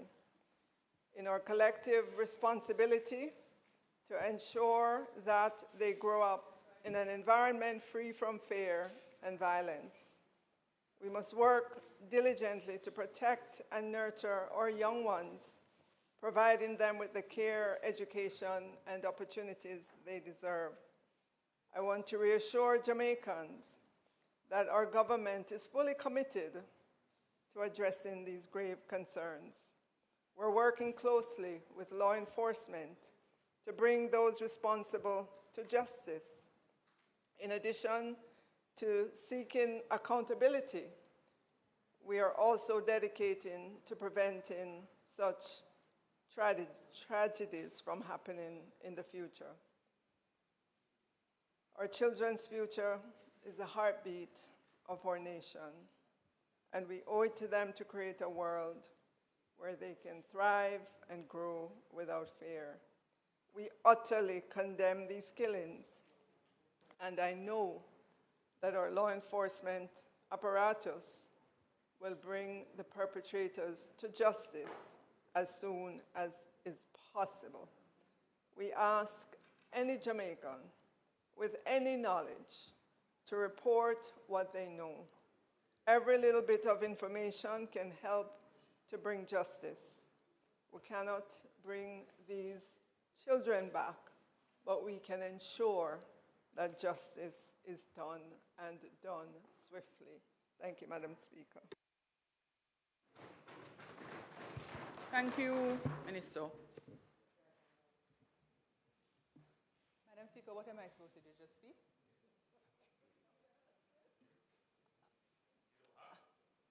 No, I know, but I think I would like to.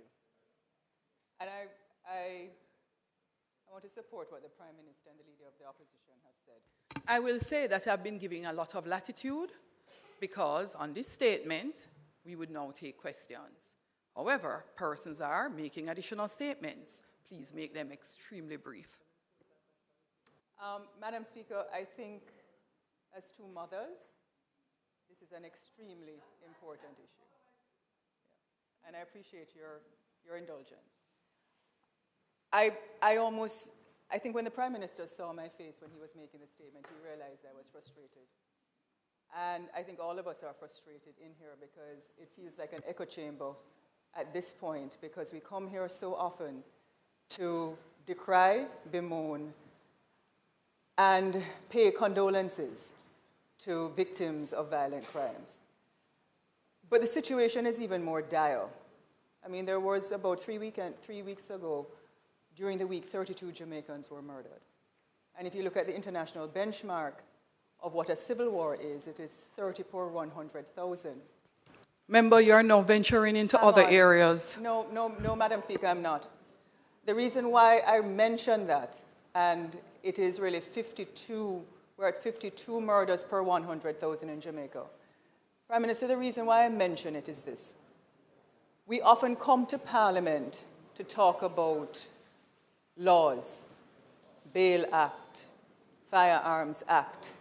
And Madam Speaker, the reason why I mention the statistics, and if the Minister of Information, I believe, would allow the Speaker to hear, there is a real form of post-traumatic stress disorder that our children are facing in this country. And psychiatrists will tell you that if children are exposed to enough trauma, they develop psychoses, they develop paranoia, they develop mental illnesses where they get hallucinations and delusions. And sometimes those become permanent in their early 20s.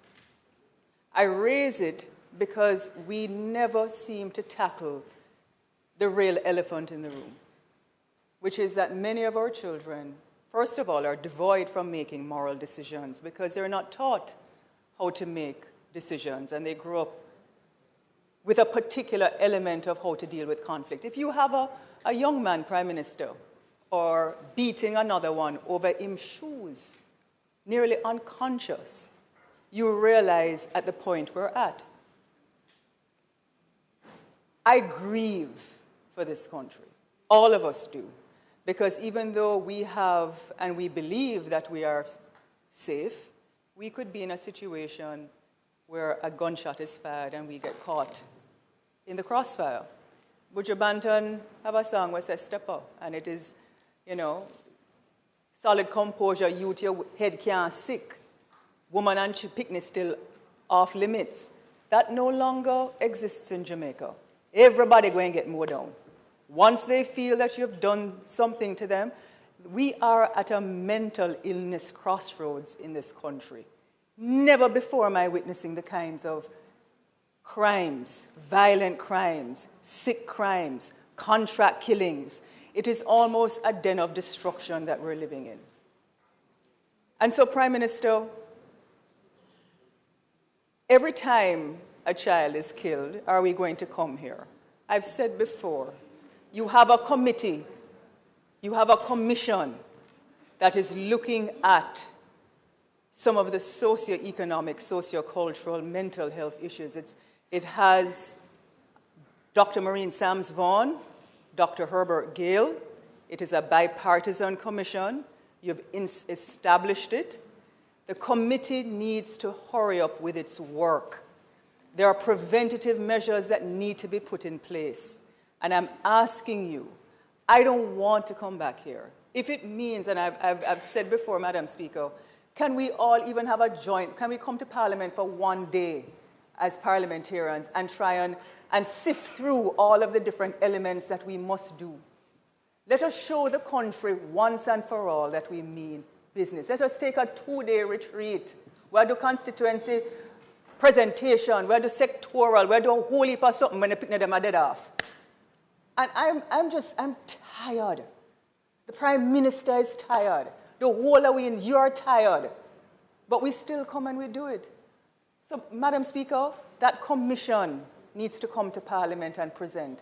I know the Prime Minister implemented it. I want to see what recommendations they have. That commission has actually said, Dr. Herbert Gale says it's going to take 15 years, a generation to change it. A whole generation, but we have to start. Or you're going to have more children's throats being slashed and people doing all kinds of things. So the 3 questions, Madam Speaker, and thank you for your indulgence and for your latitude. When will that commission complete its deliberation? Can the Parliament come together as a bipartisan room to sift through those urgent pieces of legislation that we must get going? And 3, and I know there are committees that do it, but I think we can fast track some things in the urgency. And Prime Minister, 3, what can we do as a Parliament to demonstrate to the people that we serve that we really mean business in terms of people who kill? Because up in Top House Hall in Clarendon, you know, them kill an 82-year-old man and chop him up. 82 on Sunday. Why you not go just thief the man things and leave? You have to chop him up? Why? So what can we do as a Parliament? Let us not keep coming back here ad nauseum, Prime Minister. Let us do something urgent and critical on behalf of our people. Thanks, Member Hanno. Member Brownberg, I think you're next, and then Member Malahoo Fort will turn her mic on, and then Cousins, and that's it. Thank you very much, Madam. No, sorry, my apologies. Member Clark, Deputy Speaker's mic was actually on before. It's not on red because we are making an effort not to turn the mics on, to have them turned off. So Deputy Speaker is next. His mic was actually on right after Prime Minister. Deputy Speaker of the House, Heroy Clark, is next. Yeah, go first. So I'm next or he's next? I just want to be clear. Okay, thank you very much, Madam Speaker. Madam Speaker, the Prime Minister invited us to join him in the condemnation and to speak on it. So I'm glad that you are giving the latitude that you are giving. When I first heard the news item, as a mother, the only thought in my head was really, what would I do if I sent my kids out to school in the morning, and they did not return in the evening. I only heard that they were killed. And I felt it as if it was one of my sons who would not have been coming home to me. And as I went into this feeling as a parent about who we have become as a people, that a grown man could turn a weapon like that into a car and just shoot like that, not caring who he killed. And as I thought about what had we done as parents in bringing up these children, that we now have adults who are doing that, I recognize that I was, yes, putting on my mother hat, but that I'm also a member of parliament. And so sometimes we have to use that emotion to also talk about some of the things that we need to look at and the things that we need to do. And I made some notes before the member from Southeast said and spoke. And so I don't want it to seem as if I just took what you said. But the truth of the matter is, I remember coming here and hearing the Minister of National Security say that there are only a few persons who are responsible for the murders that take place in Jamaica. Yes? And what that means is that part of the solution we seek is around making sure we have some rules, some mechanisms that allow us to isolate those individuals and to be able to bring them to justice so that our seniors, our children, and others can be safe. And so that's one of the things that I thought about. And I think it's important for us to know where we are with that, how close we are to getting that done so that we can have a sense as to what lies before us. So that's one of the things that came to mind. And then the other, and the Minister of Education spoke about it. When a child is killed, often if it's done at school, we come to, well, whether it's done at school or not, the grief counseling takes place at school. We often ignore, and I speak as a member of parliament with communities that suffer this every day. The community members, when that killing takes place, that murder takes place in the community, the immediate family gets counseling. The community doesn't. And often we miss a number of individuals who are totally traumatized. Yes? And what we have with the level of violence in the country is that we have youngsters who face this trauma day after day after day, to a point where some of this becomes normalized. And the question is, how can we deal with them in a way to help them to get through this period of grief and this anger, this hostility and this loss of hope, so that they do not grow into adults who don't care who they kill, who don't care if it is a senior, if it is a child. And I'm thinking that that is part of what needs to be done. I heard the member from Southeast and speak about the commission. And I'm sure that these are some of the things that they must be looking at.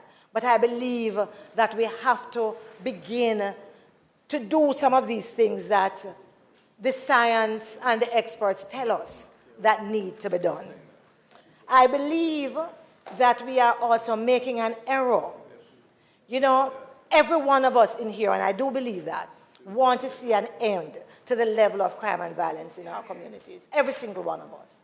But there are areas on which we differ, around sentencing, around penalties.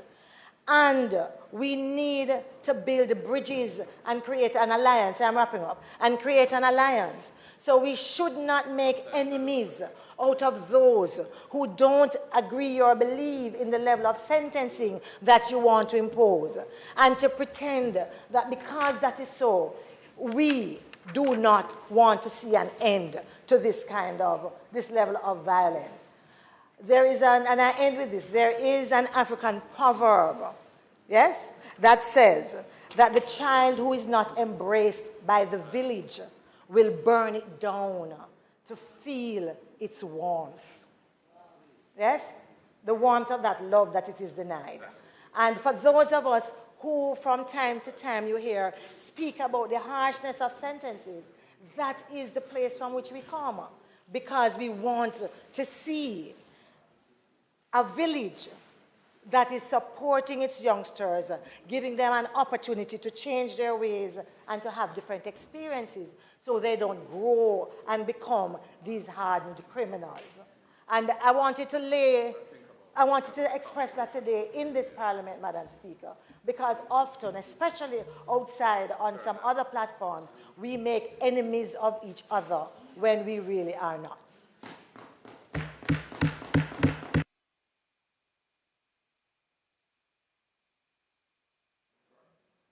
Thanks, Member. No, I'm going to take Member Cousins first based on the notations received. Member Cousins, your mic is still on? Thank you, Madam Speaker. Madam Speaker, I rise today having listened to all of the sentiments expressed in the House to add my voice to the call for us to focus greatly on the imposition of the death penalty for these matters. One of the major impediments to the death penalty, Prime Minister, is the ruling out of Chimmingham, which focuses on matters that are the worst of the worst and the rarest of the rare. Now, I cannot see how a person coming out of the bush shooting a public passenger vehicle, not knowing who is in it, does not amount to the worst of the worst and the rarest of the rare. And the question is, where do we draw that line? And I think one of the biggest problems we have is also the Privy Council. And so that is why, as an opposition, we keep asking for us to have the CCJ as a final appellate court. Because that decision, as it relates to the worst of the worst and the rarest of the rare, came out of the Privy Council. And their experience is vastly different from our experience. And well, we have not tested it there as yet because we have not accepted them as the final appellate court. But I'm saying that maybe because we have that common experience across the Caribbean and there's growing call and a growing unease amongst all persons within the Caribbean and in Jamaica, where the death penalty seems to be there. Just there. And we cannot impose it. And the truth is that many of these persons who are committing these offenses are irredeemable. And these are sometimes terrorist-like activities that are taking place in the country. And so, Prime Minister, I feel compelled to add my voice to the many voices that are calling for the imposition of the death penalty. And it is important because as a member of Parliament, we are allowed, based on our conscience, to articulate our position as it relates to these important national issues. And so, Prime Minister, we need to look at, Delroy is beside you, we need to look at the best way forward, how we can speed this thing up through the court so that we can impose the death penalty once and for all, so that persons understand that for every action, there is an equal and an opposite reaction that ought to follow. Thank you very much. Those are my contributions.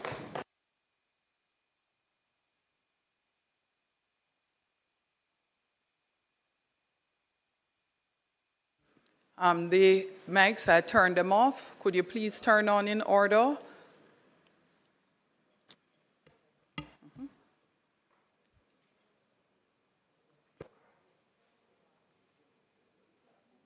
Member Malahufort. Madam Speaker, notwithstanding your indulgence, I feel compelled to say, pursuant to Standing Order 86, I seek your leave for the suspension of Standing Order 11A3 to enable me to comment on the statement made by the Prime Minister and the response of the Leader of the Opposition instead of posing questions. Thank you. I really appreciate that, Minister Malahut. How did you hear that? Thank you. How long will your response be, Minister? No, I gave 5 minutes to each person who got up, and in some cases, for the opposition, 7 minutes because of how important the matter is. So, Minister, please be mindful of the time limit. Thank you. Thank you, Madam Speaker. I join the Prime Minister in condemning the horrible murders. Madam Speaker, as you know, I am one of the duly elected representatives from the parish of St. James.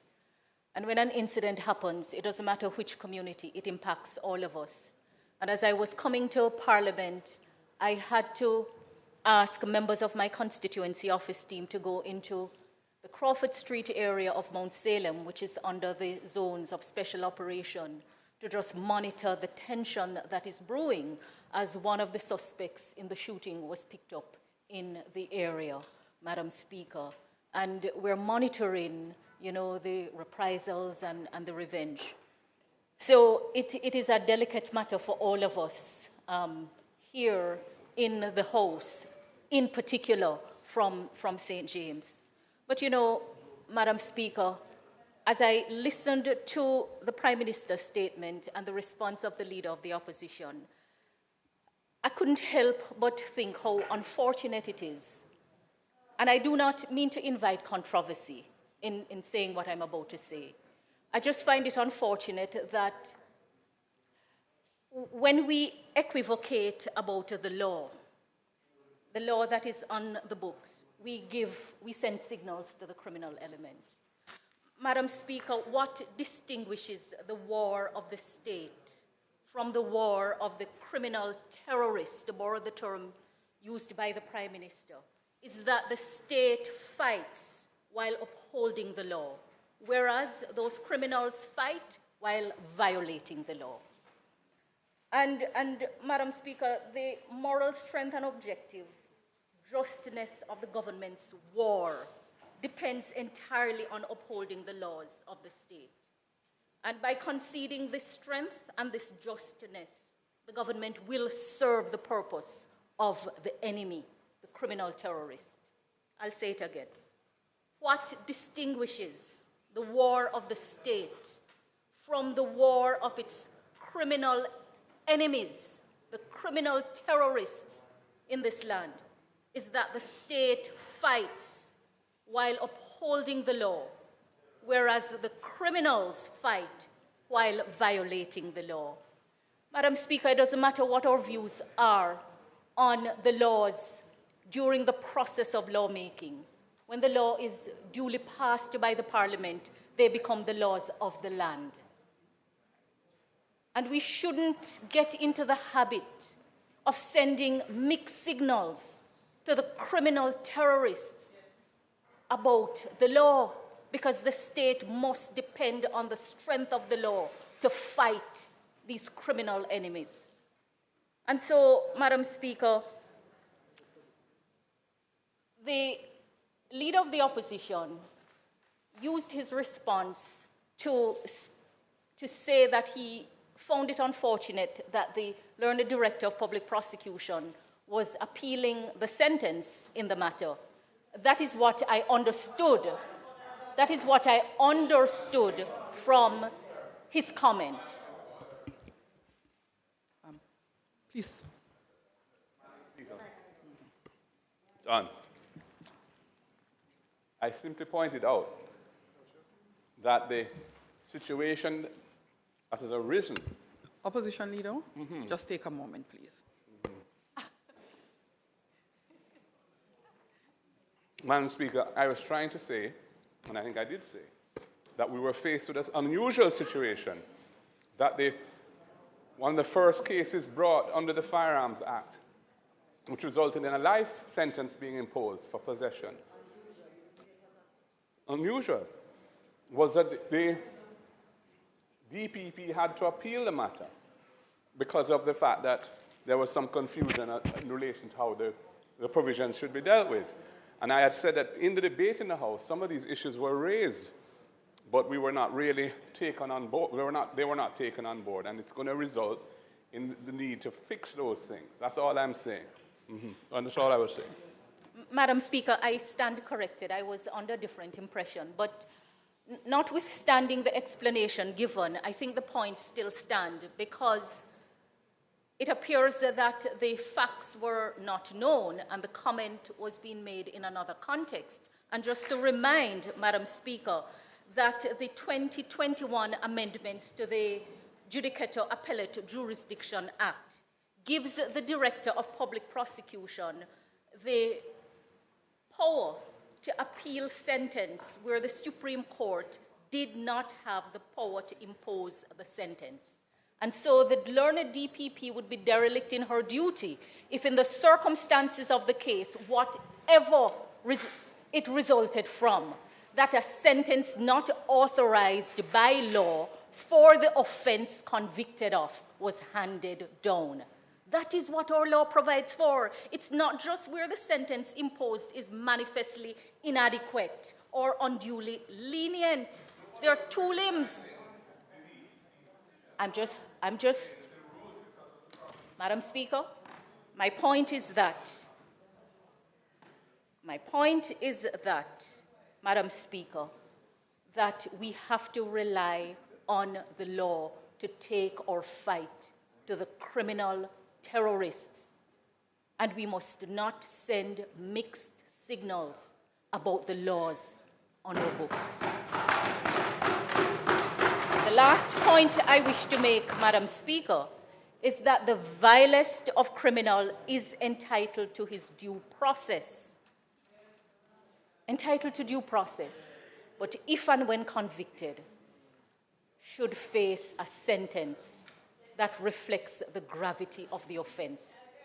And we should leave no room for the criminal element to hide or believe that they can take cover under, because the acts that they are committing, Madam Speaker, are harming every single one of us. And as the speaker from South East St. Anne said, all of us are traumatized, all of us. And every time I hear of another killing, I get numb because we don't know who will be next. So, Madam Speaker, let us be united and let us use the law to fight the criminal elements and not send mixed signals about it.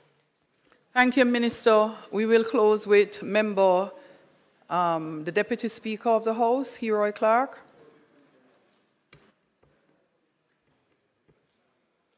Thank you, Madam Speaker, for giving me the opportunity to rise in support of the argument put forward by the Honorable Prime Minister. Madam Speaker, as the Member of Parliament for that area, it is with broken heart that I stand here to condemn such a cruel act. Madam Speaker, since the past 3 weeks, we have had 6 murders in that area. And so, Madam Speaker, it is without a doubt that we all, 63 of us in here, must stand together and to say to these barbaric animals that we no longer will tolerate such action. And we must do it in one voice. Madam Speaker, the 2 children, 2 boys, they are not my biological sons. But when I do visit the community of Repasture and Bucktoe Lane in Salt Spring, they are always there. Now, Madam Speaker, going there Thursday when I get back home, I'm going to these 2 areas, hoping to see them, but knowing very well that I will not be seeing them again. Madam Speaker, even as we are here in Parliament today, the Minister of National Security, the Commissioner of the JCF, and members of my team visited the families. And I get the report that it's not something that is comforting. The wailing, the bawling, Madam Speaker, is something that is tearing at the heart. And far too long, Madam Speaker, we go back 5 years ago, under the leadership of this Prime Minister, we start the transformation. JSIF, Chase, the police, and the citizen have started a transformation of that community. And today, Madam Speaker, all that we had worked so hard for is out through the window. I am calling on the Prime Minister to establish in that era a zone of operation, because we really need to bring back Salt Spring to what we want it to be. Madam Speaker, the children in that era, the school is now affected, because last week the double killing was right in front of the infant school and the primary school. Yesterday, it is 2 children from the community. There's no amount of words to express to the family how we feel or to express our sympathy. And so, Madam Speaker, today we call on Jamaica to stand up and say no more. Because as an old saying goes, today for me, tomorrow for you. Let us start to speak out. Let us start to tell the authority what we know. Because, Madam Speaker, the greatest supporter of violence is silence. Madam Speaker, I cry. I cry within, because it is not of me. But today we mourn the loss of 2 promising young men. My condolences to the family, and once again, to the community. It is time you become a national informer. Thank you. Thank you, Member. Prime Minister. Your mic, please. Thank you, Madam Speaker, and thanks to the members for their very useful contributions. Certain matters were raised, and I will try to go through them very quickly with response. The Leader of the Opposition raised the issue of a joint approach to fighting crime. And I'm very happy to hear the Leader of the Opposition say this. Indeed, it is very important, because sometimes his actions and utterances would suggest otherwise. So it is very important. It is very important that Members, Prime Minister, hold. Members on both sides of the House, silence. So, thank you, Madam Speaker. But it is very important, and I welcome it. The Leader of the Opposition mentioned CMOC. And I think, Madam Speaker, it is important that the public is brought into the understanding of the Crime Monitoring Oversight Committee. Members in this House may not immediately recall, but I will refresh your memories, that the previous Leader of the Opposition and myself came to an agreement that we would have, utilizing the framework of the National Partnership Consensus, out of which we had EPOC, we would have a similar monitoring framework. That framework stood by itself, quite separate from the National Partnership Agreement. In fact, Madam Speaker, the CMOC agreement had a written memorandum of understanding. In fact, it was more than a memorandum of understanding. It was an agreement that was signed at the conference center between myself and the former leader of the opposition. It was a big deal.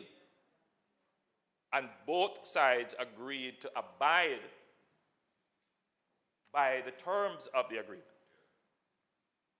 Madam Speaker, this administration utilized states of public emergency as a means of treating with the elevated levels of crime, particularly murders. Within the agreement, within the agreement, it was established that there would be particular circumstances and thresholds, that if those circumstances and thresholds were met, then it would be accepted, agreed, that we could use emergency powers. Madam Speaker, between 2018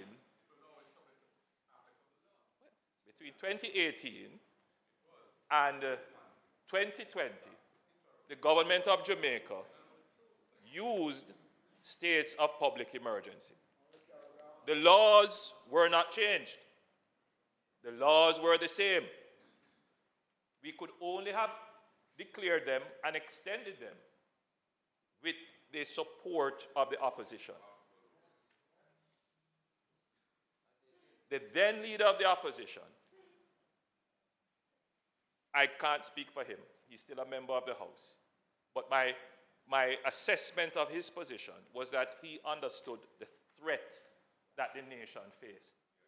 And I know that there was a divide on that side. Some members did not support and some members did. But nevertheless, the leadership on that side supported the states of public emergency such that they were extended. And as a result of that, the country benefited. In 1 year, we were able to reduce murders by 300 relative to the previous year. And each time we have used that tool, we have reduced murders. I just want to be clear, Madam Speaker, that we did not change or do anything to undermine the agreement. What changed was that a new leader of the opposition came on the scene who was not willing to support what was agreed in CMAC. On a point of order? The provision in the agreement that was signed said nothing about states of public emergency. It talked about the use of the military in support of the police in accordance with the law when there was a certain threshold passed. That was interpreted as justifying, and from their point of view, the use of states of public emergency. We disagreed with that interpretation. That is not a basis for withdrawing from CMAC. So, Madam Speaker,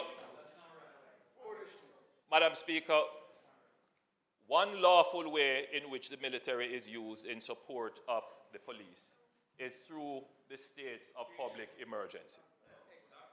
Madam Speaker, we have used the military also in support of the police through a structured legislation which we passed, the zones of special operations.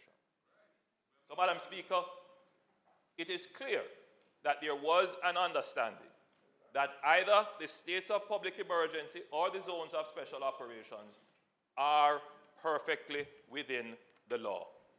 And they were supported. That's the only way we could have used them. What has changed is that the opposition does not support the use of the states of public emergency. And that, Madam Speaker, let's be clear. Let's be clear, that's within their right. That's within their right to not support it.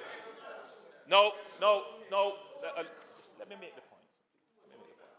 Now, Madam Speaker. Member Cousins, please. I can hear you very clearly, which means you're speaking loudly, and you have repeated your statement 3 times. I know that it is enjoyable in the House to make a lot of noise. However, this Speaker is not going to tolerate when a member is on their feet that we continue to shout across the House.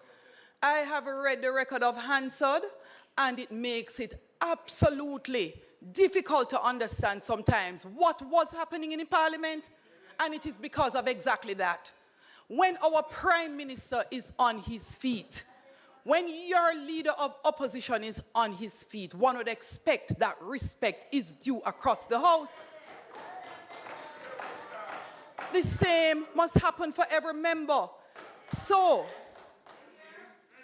I am going to ask for the very last time, allow the Prime Minister to complete his presentation, because this is a matter that is important and of national importance and of our own national security. Thank you, Madam Speaker. Now, the only thing that would have changed in the arrangement to have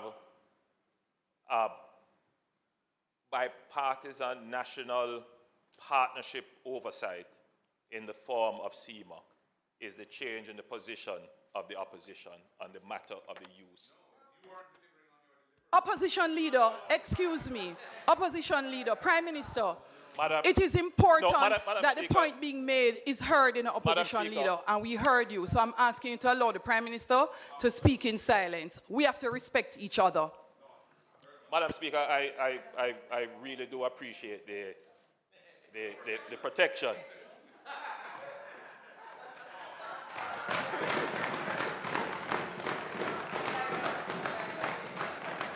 But Madam Speaker, having been in these trenches and having to deal with my friends opposite, we well understand how to manage the interruptions. But Madam Speaker, back to the point. Now, I won't get into the assessment as to whether or not the government was meeting its metric. The facts are that no other government of Jamaica has spent the national budget that has been spent on national security than this government. None. None. Madam Speaker, things that have been asked for decades, things like digital station diaries, things like an established platform for the procurement of vehicles, even body cameras, we have purchased. So, Madam Speaker, when it comes, and I didn't raise this point, it was raised by the members. Madam Speaker, there is no other government in one term that has built or repaired as many police stations as this administration has. So I just wanted to make that clear. Now, Madam Speaker, the government's duty is to ensure that when we get into partnership arrangements, that those partnership arrangements are not derailed, distracted, hijacked, or used for any other purpose than for the purpose of giving oversight in a fair and balanced way. And Madam Speaker, the government took the view that with the differing position of the opposition, with certain public pronouncements coming out of the Oversight Committee, that it was time for a review.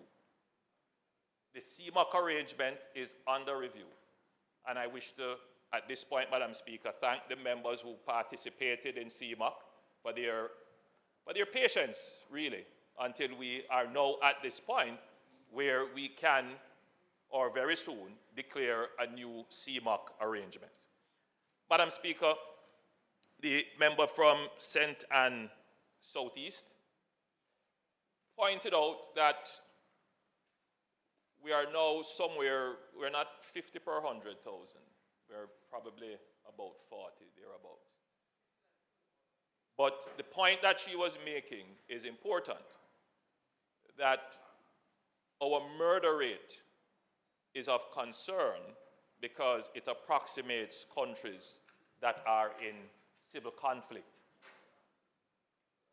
That's a very important point that the House should pay attention to.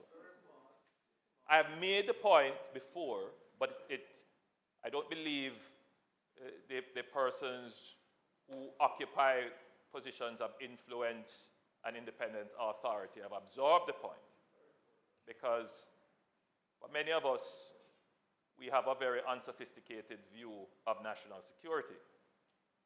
Madam Speaker, our crime problem is over and above the capacity which we have created in our national security architecture to deal with it.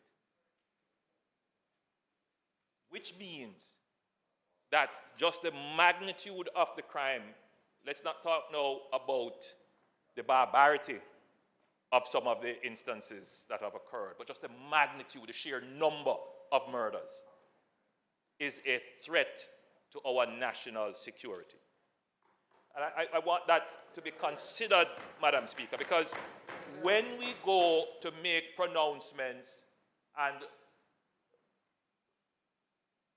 give rulings and sentences, we are looking merely on the commission of a crime citizen to citizen, meaning we are looking at the effect of the action of one citizen affecting another citizen or a group of citizens.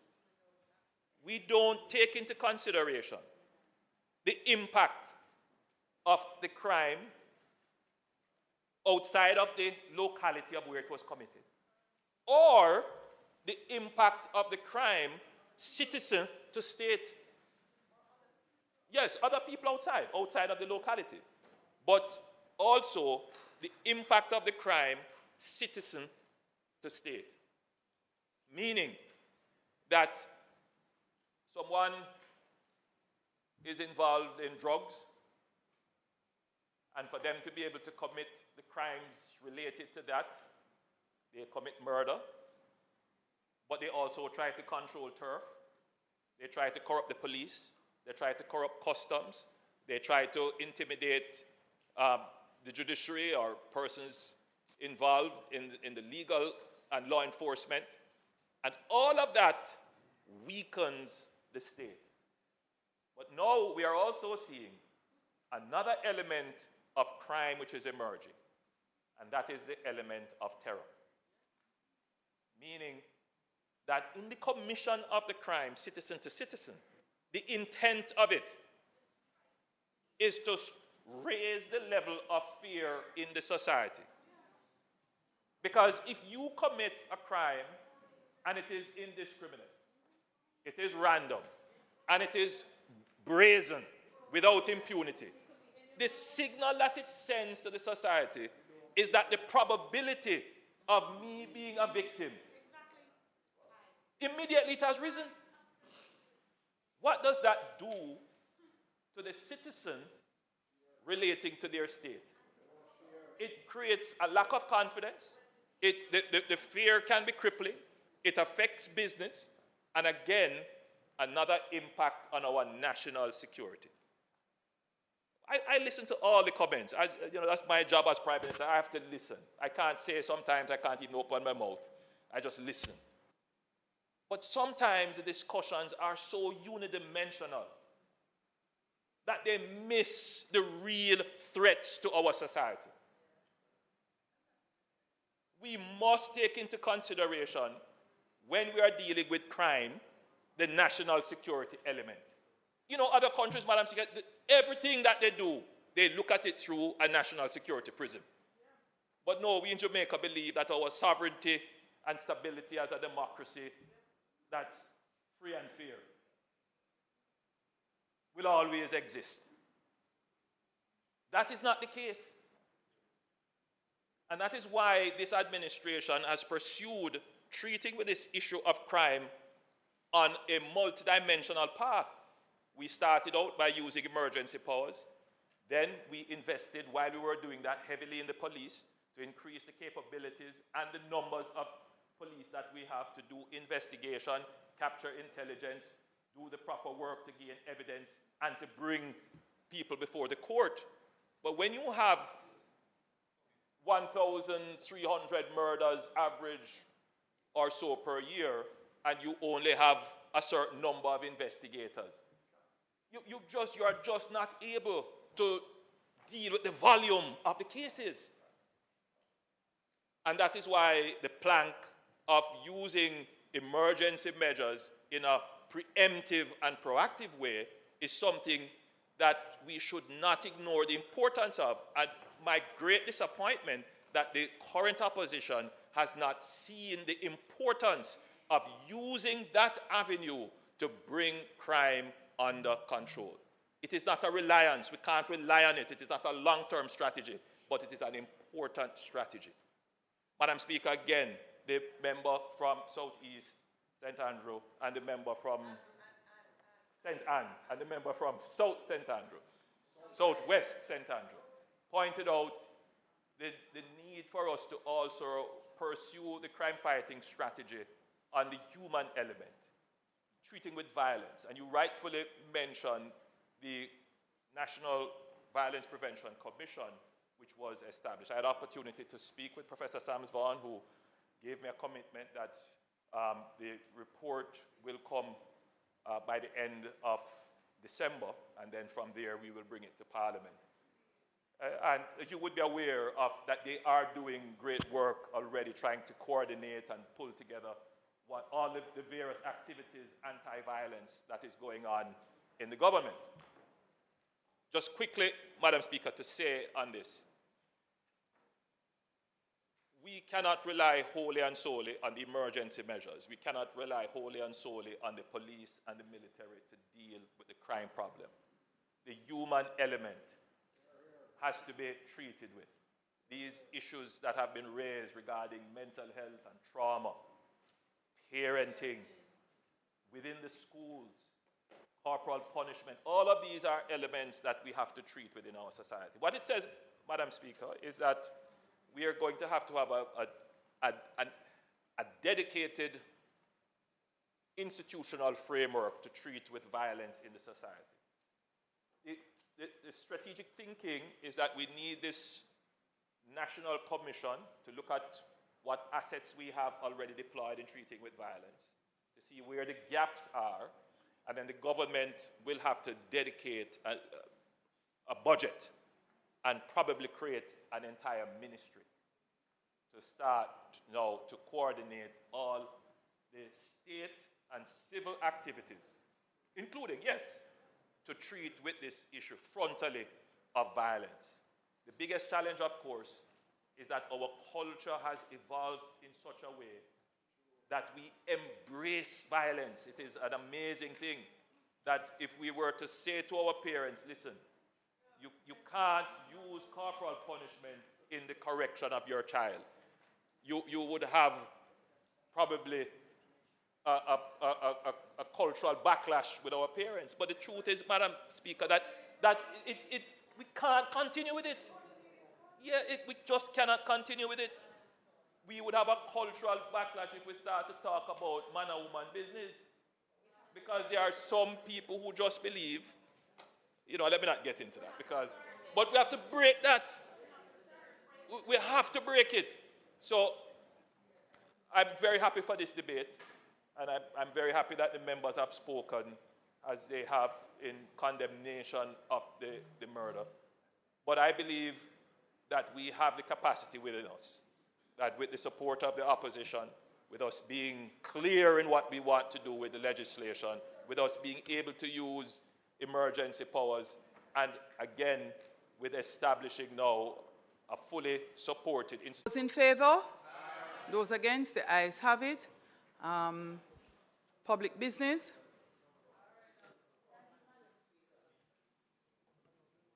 Thank you, Madam Speaker.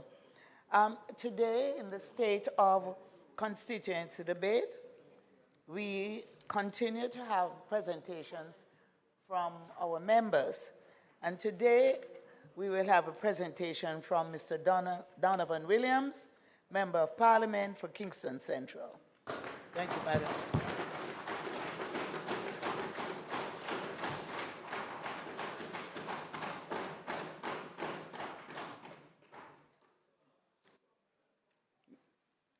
Member of Parliament for Central Kingston is on his feet. Member Donovan Williams.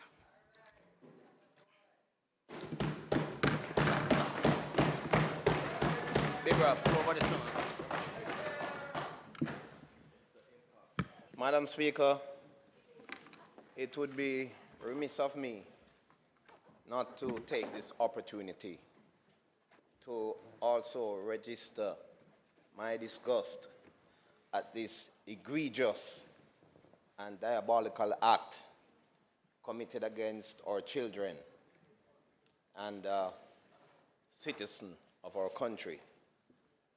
Madam Speaker, it is close to home because only recently in central Kingston, we had a situation in Almond Town where a 3-month-old baby sustained gunshot wounds. The child's mother and grandmother were killed. It is alleged that the father of the child was the intended target. And as a result, the mother and grandmother who were in the vicinity were shot. Madam Speaker, this is happening too often in our country.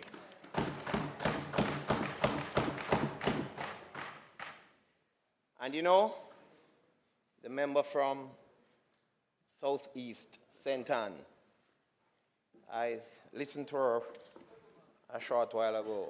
Always a very objective and, sometimes balanced in her approach.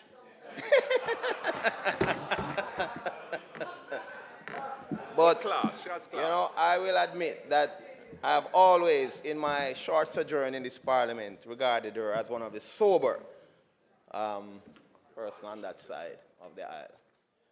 But she registered her concern, and she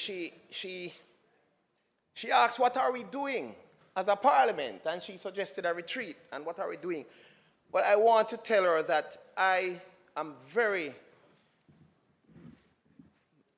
I'm deeply honored to be a part of a joint select committee that is currently, only this morning we met, as a committee that is reviewing and proposing amendments to the Offences Against the Person Act with a view to impose serious penalties for these egregious acts of murder. Because one of the ways in which we as a parliament register our disgust, the people elected us and given us a mandate to speak. And when I walk through my community and listen to the residents, they are fed up, they are tired, and they are asking for more serious sentences. So, the member from Southeast St. Anne, I wish to tell you, I'm on the committee, and I will tell you that we are at an advanced stage. I don't want to presume on the prerogative of my chairman. Yes. But I will tell you that we are far advanced, and soon and very soon, this parliament, will be sending a serious message. If you do the crime, you pay the time, or you do the time. Now, Madam Speaker, so I know I have taken some time from my presentation to address it, but it is very important. And, sorry, Mr. Speaker, sorry, yes, Mr. Speaker. So we too have that concern in central Kingston, and crime and violence pose a challenge for us there. It still poses a challenge. But as in Almond Town, I can assure the residents that the police are on top of the situation there. They have increased they have saturated the space. Joint military police operations are conducted daily in the Almond Town division. And I have had word with the commanding officer, that is Superintendent Beresford Williams, and he is determined that the players who are disturbing Almond Town will be brought to justice, and the situation will be curtailed in short order. Now, having said that, Madam Speaker, Mr. Speaker, my apologies. The figures show a downward trend in murders and shootings across the constituency generally. The Zone of Special Operation in Parade Gardens is reaping success. Since its implementation approximately 2 years ago, we have had 1 murder in the zone, and shootings are down significantly, almost non-existent. On the eastern side of the constituency, things are holding up. The partnership with the community and the police has been great, particularly in the Franklin Town community. But there are still pockets across the constituency that we are watching. For example, there's a little issue between Tower Street, around the Tower Street and McQuinney Street area. And there are also issues in the Rose Gardens community. Sporadic and occasional, but the police are on top of it. But you know, Madam Speaker, Mr. Speaker, I listened to the most Honorable Prime Minister's presentation a short while ago. And I must say that one of the most effective ways to fight this scourge of crime and violence is to equip our police force with the necessary resources that they need to fight this scourge. And I can assure you that this government, this Andrew Holness-led administration, is doing that, just that. We have recently refurbished the Franklin Town Police Station. We have seen a saturation of officers in the space. We have seen more beautiful police cars, more efficient police cars patrolling the space. And so that may be one of the factors that is contributing to that drastic reduction in the Franklin Town community. So I just want to say thank you. Thanks to the Minister of National Security and the administration for that investment in the police force, which is reaping fruits in central Kingston. Now, Madam Speaker, Mr. Speaker, it's been a little over 3 years since the well-thinking people of central Kingston elected me to represent their interests. And I'm happy to say that I have not betrayed that trust. Absolutely. The phenomenal work that is ongoing in the constituency in various spheres of development is a testament to that fact. I am deeply indebted to my hardworking constituency executive. Our constituency secretary is here. Councillor for the Raytown Division, Ms. Rosalie Hamilton, and caretaker for the Almontown Division, Mr. Andre Ellis, for their continued and indispensable support. Madam Speaker, Mr. Speaker, upon my introduction to the community, I identified several issues affecting the constituency, primarily an aged housing stock, unemployment, poor sanitation, crime and violence, which we just spoke of, substandard community roads, and general infrastructure deterioration. But as daunting as these issues appear, there was one thing that made us hopeful, and that was the confidence of the residents who wanted better for their constituency, and that the best opportunity to turn things around is under this Andrew Holness-led administration. The people have confidence in this administration to reverse the ills and their misfortunes. And let me segue.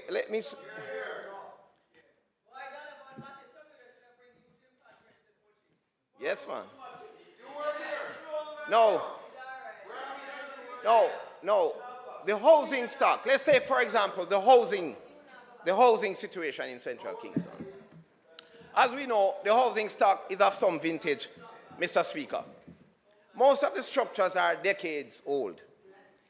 And so it will take a mammoth effort and significant resources to restore it to its glory days, having been allowed to deteriorate without any previous serious effort to arrest it. Now, this MP has not accepted the status quo. There are some major government policy initiatives that we are utilizing to start to arrest this problem. One, the new social housing program under the under the Ministry of Economic Growth and Job Creation and the Ministry of Local Government as well. The National Housing Trust Scheme Upgrade Program, which is the brainchild of our leader, the most honorable Prime Minister. Transformational.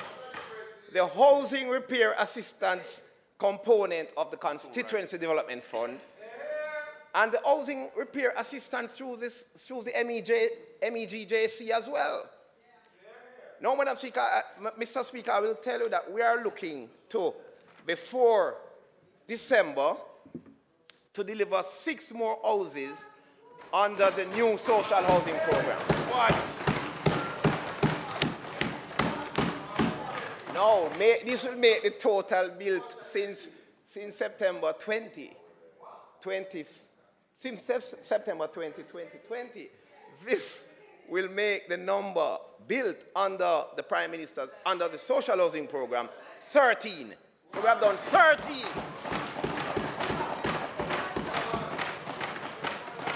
No, I don't want anybody to get jealous because I apply for them, because I have the need. The need is there. And the justification is there because all these beneficiaries were vetted and they met the criteria. And the truth is, looking at our housing stock, we can't be jealous because you guys drive through there every day and you see what we have to deal with. We need the help down there. Now, we are pleased to report, too, that the Hanover Street multifamily housing project is at the architectural design stage, and this will benefit another 20 families who are currently living in substandard conditions. Now, in my previous presentations, Mr. Speaker, I spoke of the Fleet Street housing scheme. Now, this housing scheme is home to approximately 500 residents. Now, it was built in the 1980s. I spoke to it in previous presentations, but I just want to say today that it is 90% complete under the National Housing Trust Scheme Upgrade Program. The Legacy Program. Now, as we speak, contractors have commenced the rehabilitation of the roads, the gates, and the car park area. We have completed the painting. We have completed waterproofing. So, essentially, we are building in Southside a gated-style housing scheme. What? And I will invite members of Parliament on a tour one of these days when it is completed. Now, Madam Speaker, in addition to that, we continue to assist persons to improve their homes through the CDF and with assistance from the Ministry of Economic Growth and Job Creation. Approximately 30 homes have so far benefited under the program, and many more have received financial assistance under the CDF Housing Repair Program. Now, Madam Speaker, Central Kingston has not gone untouched by the continued decline in the unemployment rate. More of our residents are being absorbed into the labor force, both in the private and public sector. The increase in the minimum wage and the general improvement in salaries, the growth of the construction sector, the business processing outsourcing sector, the services industries, the IT sector are all absorbing our people. More of our young people are going out to work. This is a testament to the effective and good management of the Andrew Holness-led administration. And I will venture to say this is one of the ways in which we will also arrest the crime problem. Because when we get more of our young people and our vulnerable youths out to work, then, as they say, the devil find work to give, idle hands. If we get our people working and getting busy, then obviously that is one of the ways in which we will tackle this scourge of crime. Now, Mr. Speaker, the government has introduced several programs that demonstrate its commitment to education and skills training. the removal of fees for applicants to the Hard Trust and STA, the Sixth Form Pathway Program, the Learning and Investment for Transformation LIFT Program, the Finance Ministry additional $3 million back-to-school allocation through the CDF. These initiatives have taken root in my constituency. More individuals are accessing skills training and applying to tertiary institutions. This year, we have seen an increase in application under the education component of the Constituency Development Fund. More people, our people are seeking to advance themselves through education. And we have to create that environment and the opportunity for them. We have spent approximately $10 million on education assistance and submitted several applications for tertiary financial assistance from the Ministry of Education. You know, at this juncture, I want to congratulate a daughter of the Bowel of the constituency, young Amanda Miller. She couldn't be here today, but I'm congratulating her on her admission to the University of the West Indies Faculty of Law, straight out of sixth form at St. Hugh's High School for Girls. Amanda is also the recipient of a bursary under the Jamaica Labour Party's 80th anniversary scholarship and bursary program. Now, Mr. Speaker, there are many more Amandas across the constituency, and we must continue to nurture and support them. When our young people in the constituency express or demonstrate mental acuity or mental acumen, we should support them. And so I just want to congratulate the administration, the chairman, the general secretary, and the leader of the Jamaica Labour Party for helping us with that bursary. Now, Madam Speaker, Mr. Speaker, it cannot be denied that Central Kingston is a cleaner place today. It's a cleaner place today. The NSWMA, with the acquisition of the new trucks, has stepped up its garbage collection efforts in the constituency. The KSAMC has also introduced a new garbage collection program, supplementing that of the NSWMA, of which Central Kingston is a beneficiary. While we continue to make Central Kingston a cleaner place, I am calling upon the NSWMA to step up its enforcement activities against unlawful garbage disposal. Why do I say that? There are skips and areas designated for residential disposal, but they are being used by commercial entities. And what that does is to cause this overflow and create a problem. No, we're asking the NSWMA to visit these enterprises and to ensure that these business places sign up or become part of the program of disposal of their commercial garbage. But all in all, we have been improving the sanitation. And if you drive along South Camp Road, you recall a couple of years ago, you drive along South Camp Road, there was garbage on the left, garbage on the right, all over the place. Today, we have eliminated that. What you see now is a cleaner place, and we have decorated some of these areas with murals, thanks to TPDCO and their assistance. And so we are improving the psyche of our people, instilling our sense of pride in their community. Now, Mr. Speaker, overflowing sewage in our streets must never be a feature of any modern society, or for that matter, any modern city. It is not good for the health and psyche of our people. Too often, we have to be making calls to the NWC to clear these overflowing manholes. And yes, the NWC must be commended for their quick response and for carrying out major remedial work in many cases. And so I just want to single out the work done along the Sutton Street, Smith Lane intersection and the Beeston Street and James Street intersection in Rose Gardens. We had a major issue there recently, which NWC remedied in a timely manner, and we have not had any adverse reports. It seems to be holding up. But, Mr. Speaker, it is time for a more comprehensive approach to this issue so that we can once and for all eliminate it. I know the issue is under contemplation at the Ministry of Economic Growth and Job Creation. I've had words with Minister Matthew Samuda, and the government has a plan, I understand, to overhaul the entire sewage system in the downtown area. We look forward to that day.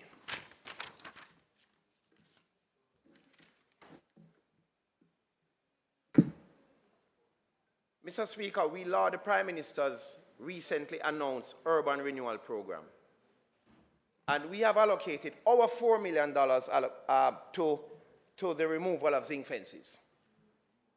In fact, we have been removing zinc fences on a consistent basis throughout the community with the help of the Ministry of Economic Growth and Job Creation. The following areas have so far benefited from the project: John Street and Potters Row in Raytown, Lad Lane, Barry Street and Tower Street, Lad Lane, Barry Street, Tower Street, Fleet Street in Parade Gardens, Goodwin Park Road in Campbelltown. The areas to benefit under Phase 1 of the recently announced program are Hitchins Street and Arnold Road in Almond Town, Rum Lane in Parade Gardens, McQuinney and Tower Street in Raytown. At this rate, step by step, we are seeking to totally eliminate zinc fences across the constituency. It is unsightly. It encourages hideouts. It obstructs the police in their fight against crime. And the people, when we remove these zinc fences from the community, the people feel the sense of pride in their community. And you know, we have to do this to show the people that we are serious about urban renewal. So these are the steps that we have to take to show the residents that we are demonstrate that government is serious about urban renewal and instill a sense of hope in them. In the next phase, we will be moving to the Franklin Town and Rose Gardens area. Central Kingston will experience a zinc fence removal program like never before. I don't like to see zinc fences. Other MP, I don't like to see zinc fences. So I will pull out all the stops to get rid of them.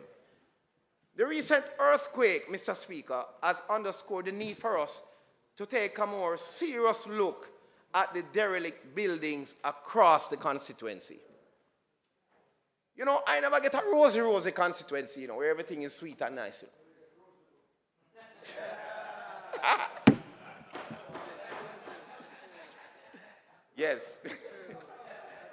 Yes. Yes. That rosy is sweet and nice.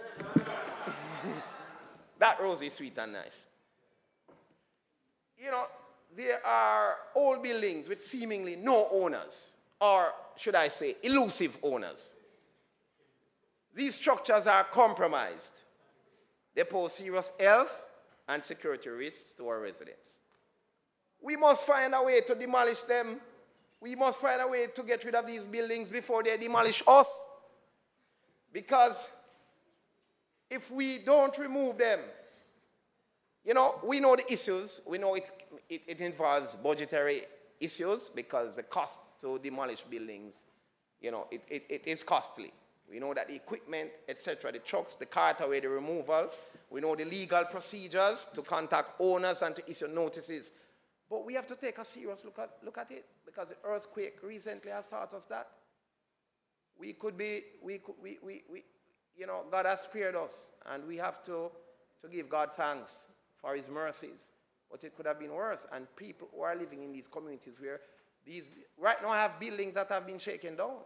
I have them in my, I'll be seeking assistance to help restore some of these buildings, fences and homes. But we currently have buildings that fell down. No. So we're asking that the KSMC take the lead on this and request the budgetary support. I know no doubt that at some point in the future we may have, consistent with the most honorable Prime Minister's urban renewal plan, that it may or it may figure prominently as it relates to Central Kingston.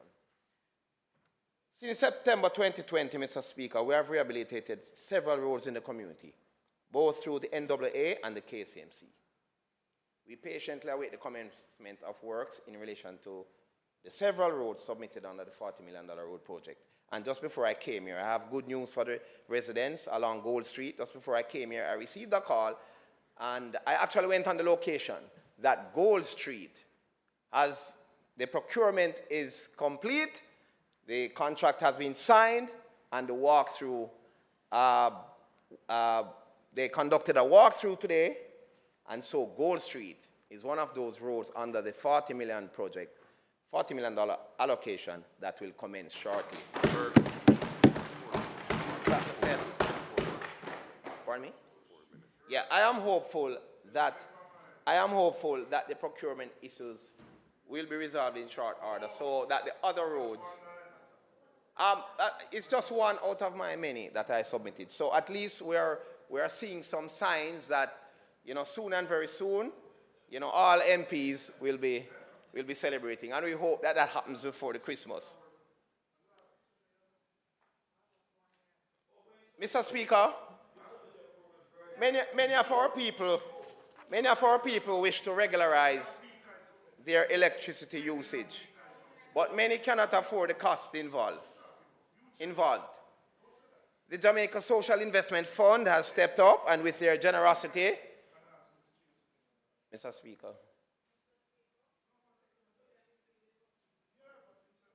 I will be getting back my time.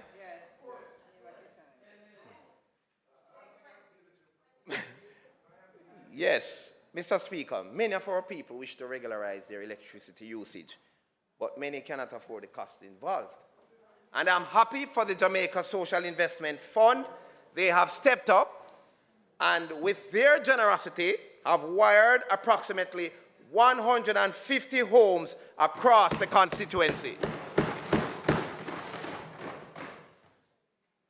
I do not want to presume on their generosity, but I'm asking that consideration be given to a further allocation as we encourage our residents to come on the grid.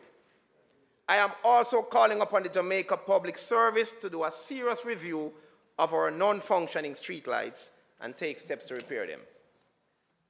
Our residents, for the most part, are law-abiding, and we must take steps to encourage and foster that spirit of compliance. Mr. Speaker, the constituency does not have its own health center or clinic.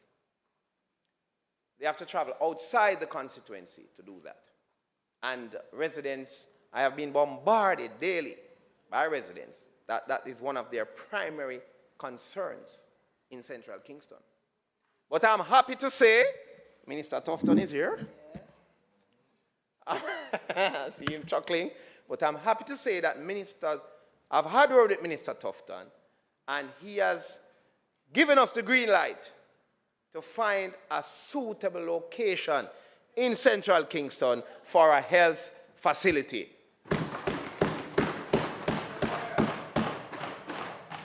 Now, we don't know. We are on the hunt. We don't know if it will materialize in this budgetary cycle, but at least we have the assurance from the minister that he has heard our plight, and I can assure the residents that we will continue to lobby on their behalf so that they can have their own health center, own facilities.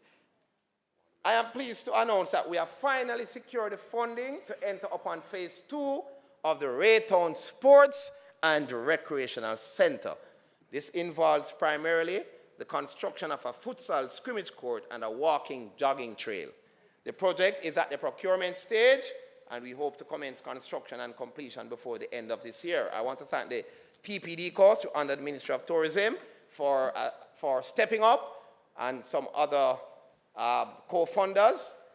We are taking steps. We know the importance of sports and recreation to our constituency, and we have taken steps in that regard. Mr. Speaker, in concluding, I am constrained to reiterate the point that the best chance of reversing the ills that have plagued Central Kingston is under this Andrew Holness-led administration.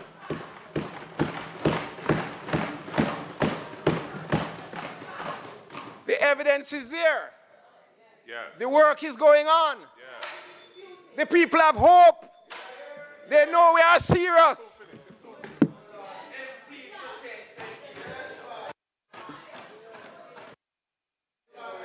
Mr. Speaker, considering that the member was interrupted in his presentation, I ask for him to be given 3 minutes more.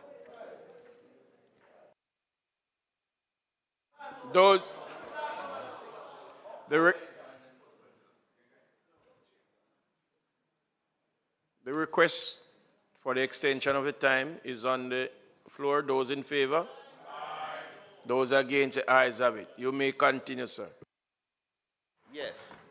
In concluding, Mr. Speaker, I am constrained to reiterate the point that the best chance of reversing the ills that have plagued the constituency of Central Kingston over the years is under this Andrew Holness-led administration.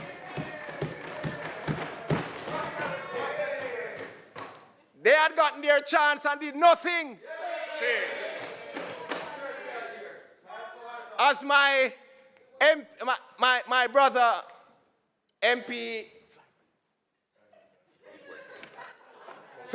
Southwest St. Elizabeth says the other day, forward ever, backward never.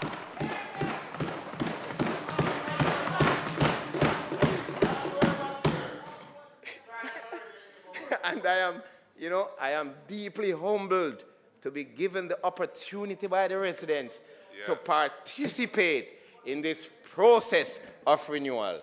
Gone are the days of wanton neglect of the people's business. Mr. Speaker.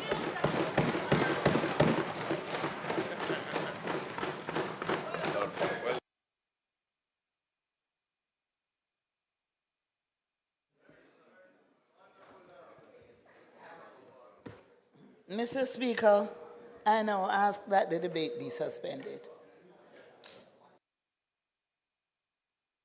Those in favor? Those against? Mr. Speaker, I now ask you to continue with the agenda in the usual order. Thank you. Statement by ministers. Announcements.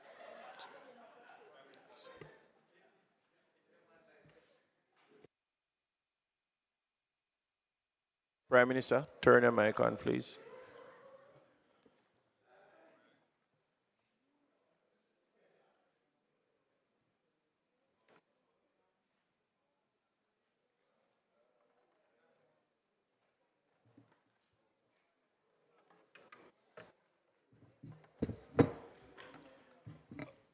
Thank you, Mr. Speaker. I want to take the opportunity to brief the House expeditiously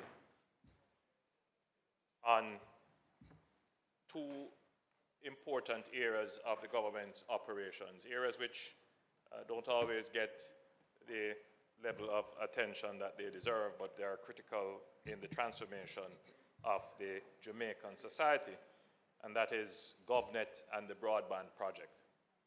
Madam Speaker, Jamaica's transition to becoming a digital society is one of the stated priorities of the government. Today I rise to provide members of this Honorable House and the people of Jamaica with an update on aspects of our national digital transformation journey. Madam Speaker, a digital society is one where digital technologies are adopted and integrated into the society and are used extensively by the population in their daily lives to communicate, to learn, to work, to create, to entertain, and to stay healthy. Why is it important that Jamaica becomes a digital society? Madam Speaker, there are a myriad of reasons, but they can be encapsulated into two high-level objectives. The first, we want to improve the quality of life of our citizens by delivering inclusive, trusted, and efficient services for all.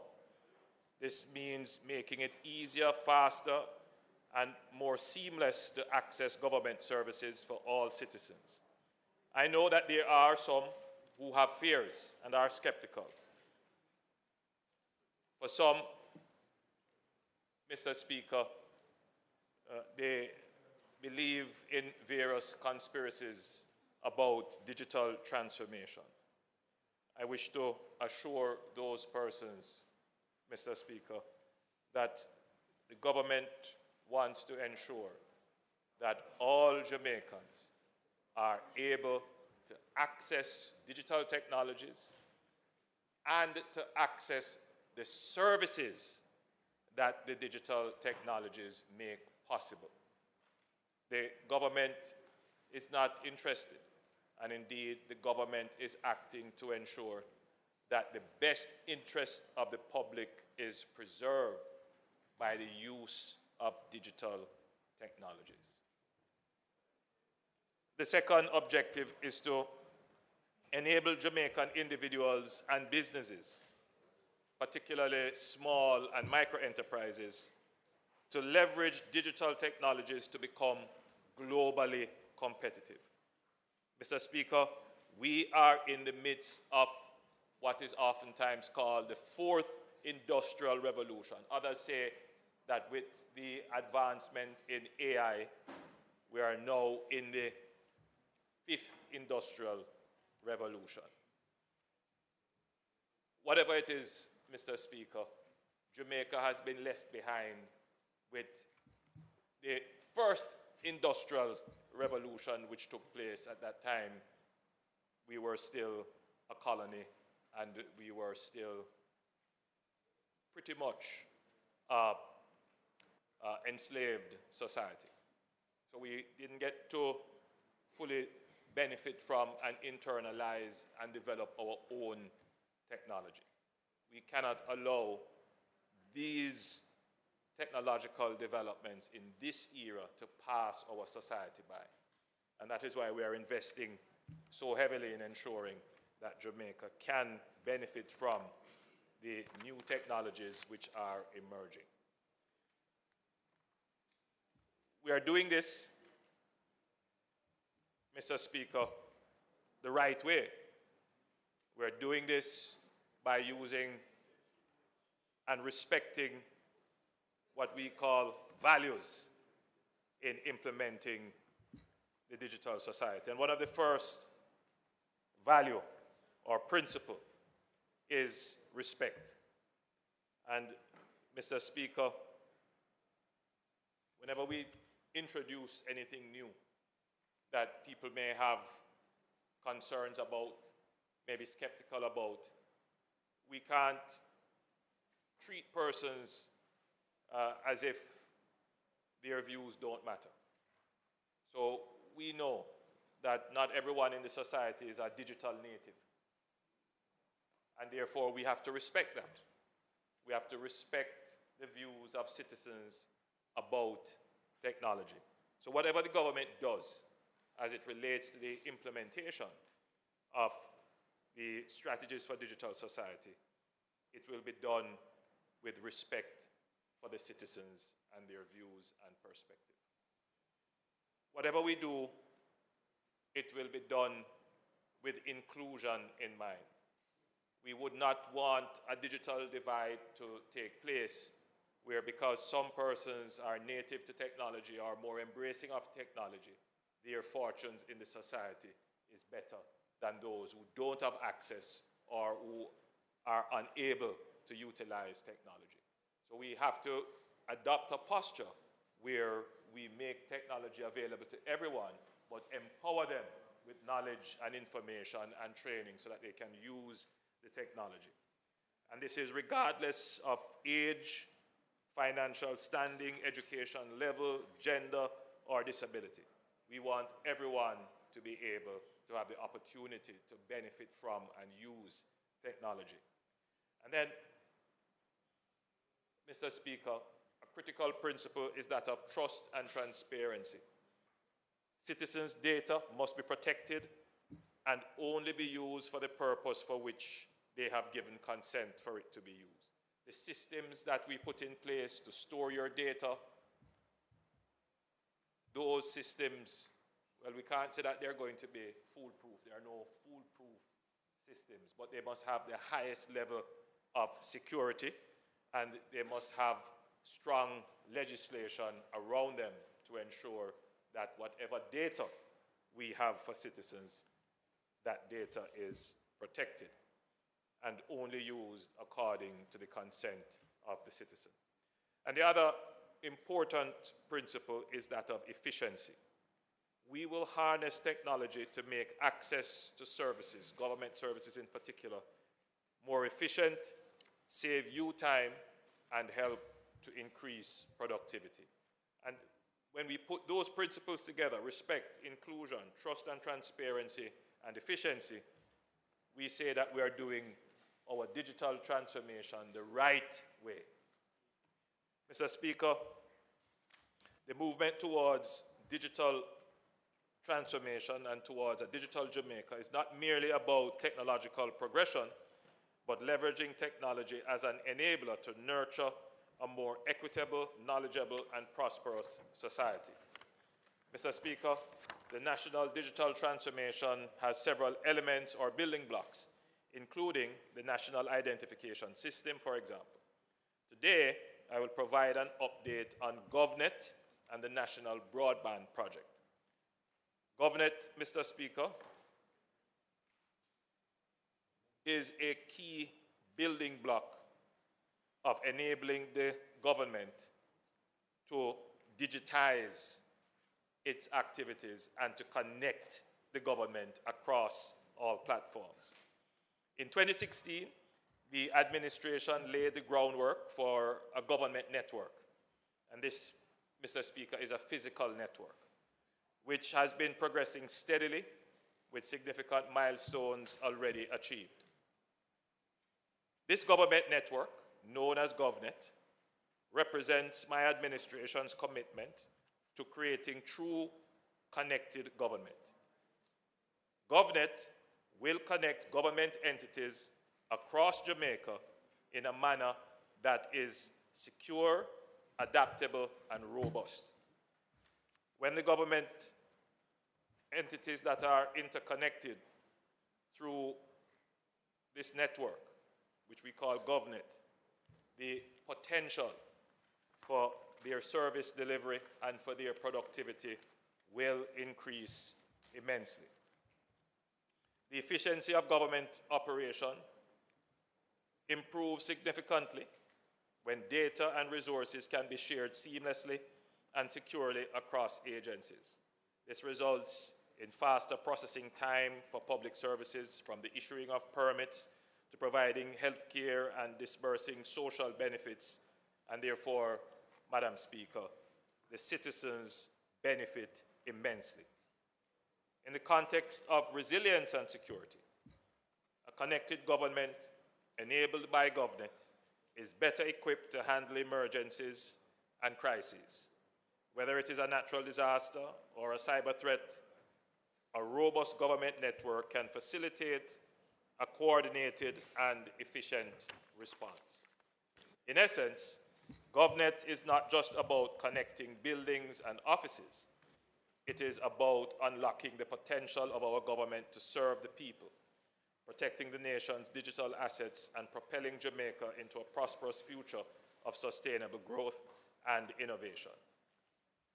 So, Madam Speaker, since 2019, over 49 ministries, departments, and agencies have been connected within the Kingston metropolitan area, signifying a giant leap towards enhancing interagency communication.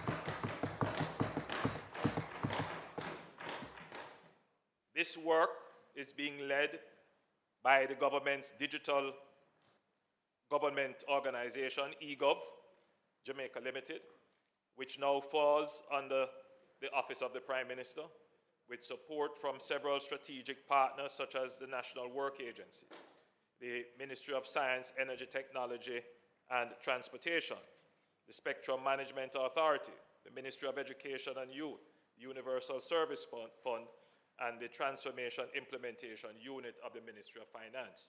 Together, they are working assiduously to make GovNet a reality. The project scope is comprehensive. This includes the design of the government network, which is already done, the technical designs.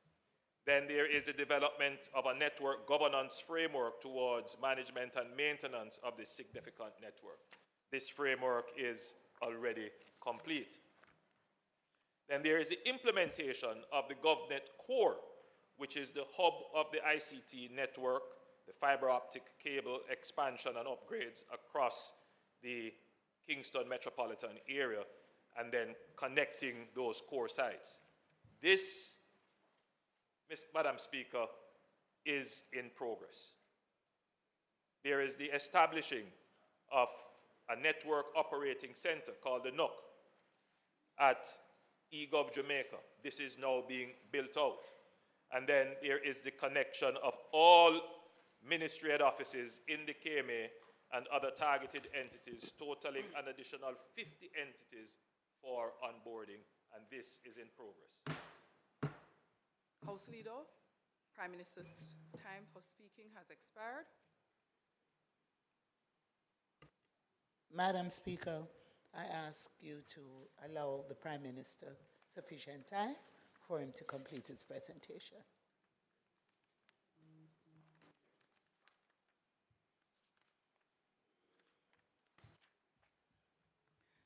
The question is that the Prime Minister be allowed 15 minutes to complete his presentation. Those in favor? Those against? The ayes have it.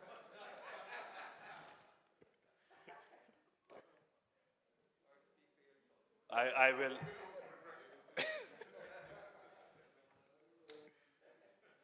Thank you, Madam Speaker, for the 15 minutes.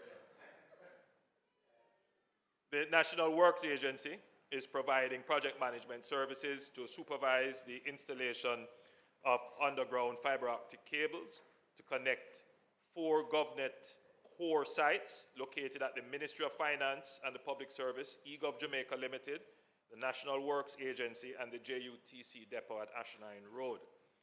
This aspect of the GovNet project is funded through the IDB in the amount of US $850,000.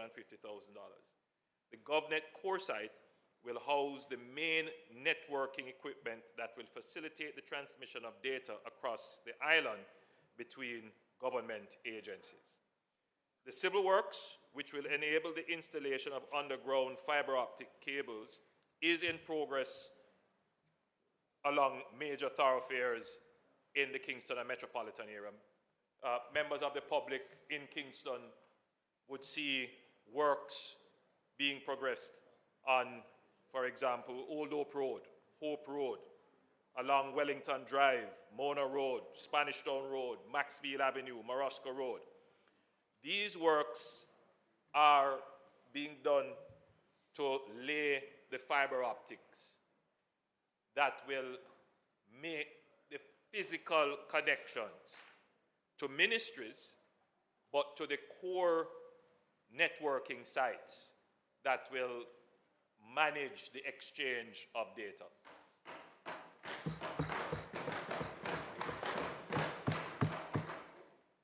These works are expected to be completed by the 31st of March 2024. This, Madam Speaker, is a major investment in Jamaica becoming a digital society.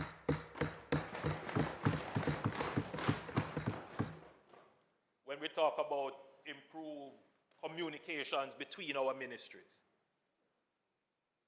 you know, Madam Speaker, recently the government changed its management of traffic ticketing. And we put in place new technology. And that would require our courts to be connected so that in the future we would have the capacity to be able to examine a document in one court that might be some distance away. But the beauty of this network is that this is the government's network, hence GovNet.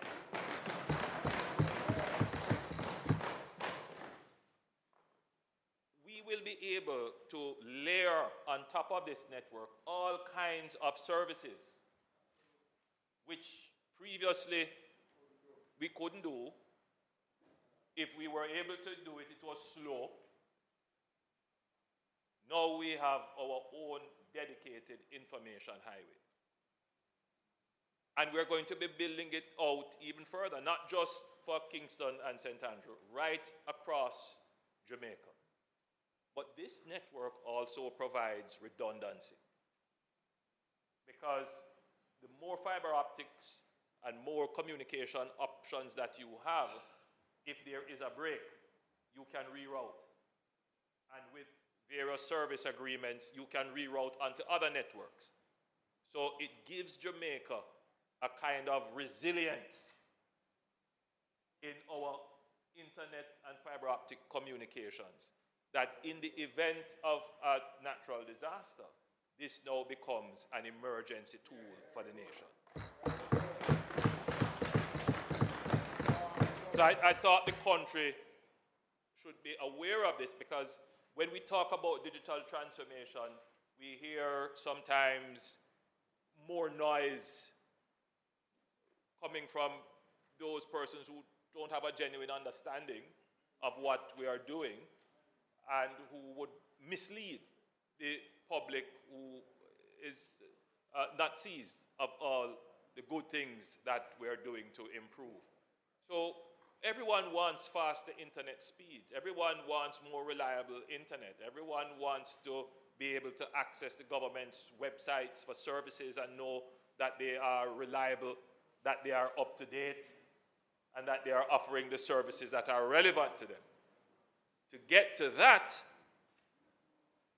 you have to have the backbone of the fiber optic. Everyone wants to have a camera on every street corner. Yes. Everyone says, why not put up more cameras? Yes. To get to that point, you need to have that fiber optic cable. Yeah. You know, everyone is saying, why not have speed cameras to control the traffic and license plate? To get to that point, you have to have that fiber optic physically laid. So the government is doing what is necessary for the realization of these digital and technological services that we see improving our quality of life.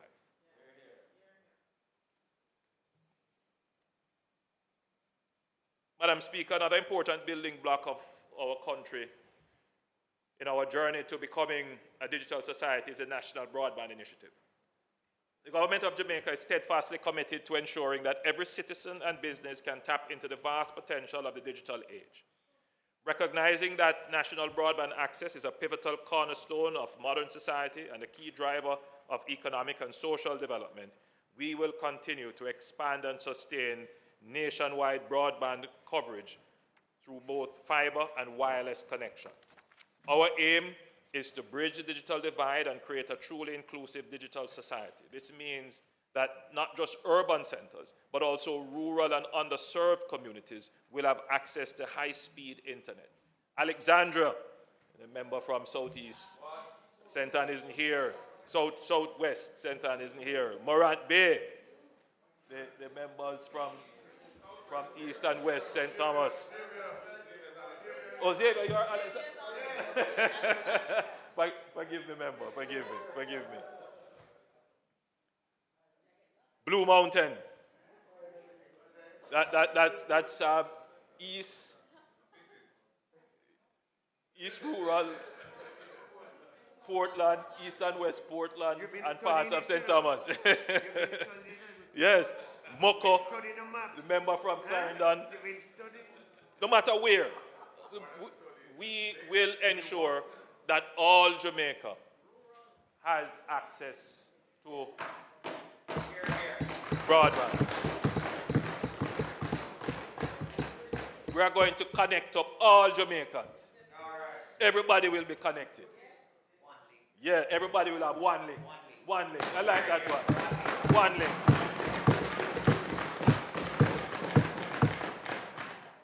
You know, Madam Speaker, the most amusing thing is that the very people who are, you would describe them as Luddites, those people who spurn technology and who are believers in conspiracy theorists about technology.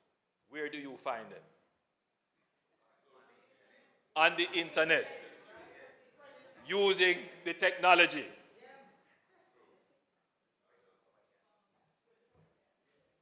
But whenever there is anything new, you will always have skepticism. And healthy skepticism is important to make sure that the technology isn't used for nefarious purposes, and that governments check themselves, because sometimes, you know, we have had cases in history where governments have embraced new technologies without fully understanding what the implications are. Whilst there is obviously a rush to figure out how we can use AI, I think all countries realize that we have to be so very careful about this new technology and how it is deployed. So a healthy skepticism should not be dismissed, but when it becomes a diversion from the benefits of the people, governments have to act decisively. So by leveraging a mix of technologies, including the latest in fiber optics and wireless solutions, we will bring connectivity to every corner, nook and cranny of our nation. And if you look at the map that is presently being displayed, I don't have a pointer, but you can see various highlighted lines which show where our fiber optic cables are laid, and you will effectively see that there is almost a ring around the island. So some are privately owned, some are publicly owned, and the dark blue, which is the inset, that's the GovNet network, which is mainly located in the KMA, Kingston and St. Andrew. The intention is to have that GovNet network spread right out to where we have major urban centers and where there is a presence of a government campus. So government departments and agencies that have subsidiary offices right across Jamaica, we'll have the networks there. Madam Speaker,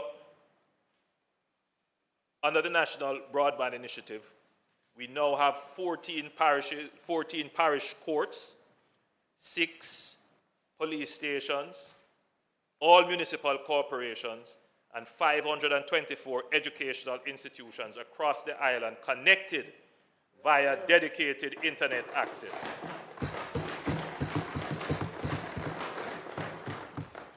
Being managed by eGov Jamaica Limited, and this is financed by the Universal Service Fund. Every month, new schools are added to the network. The team at the Ministry of Education and Youth have been diligent in their work to ensure that every school and every student has stable, low-cost access to the internet. Madam Speaker, this government will not only seek to connect the schools, but we are also going to be able to coordinate the resources to ensure that the connection is island-wide and meaningful. So, Madam Speaker, just to be clear,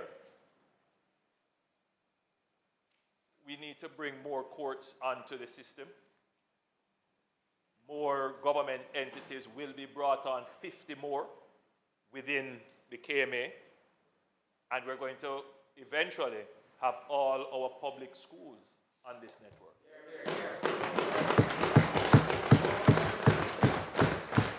what it means is that the cost of internet, some schools would tell you what they were paying for internet costs.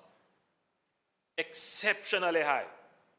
But because we have been able to coordinate the fiber optic and other communication resources, and because we are investing in expanding those resources, we are now able to provide internet at, you could say, a fraction of what some schools were paying to access internet, particularly those rural schools that were far off what is described as the last mile of a utility. They were very rural. So now we are able to provide those children with access to the information highway. And this is how technology is helping Jamaica. We have made another important decision, Madam Speaker. We have announced the Spark program. And the discussion here regarding roads, I will address that at my next presentation in Parliament. But we have taken a decision that whichever road is being repaired under the Spark program, once it is a road that carries significant traffic and has significant population along it, we will lay a fiber optic cable.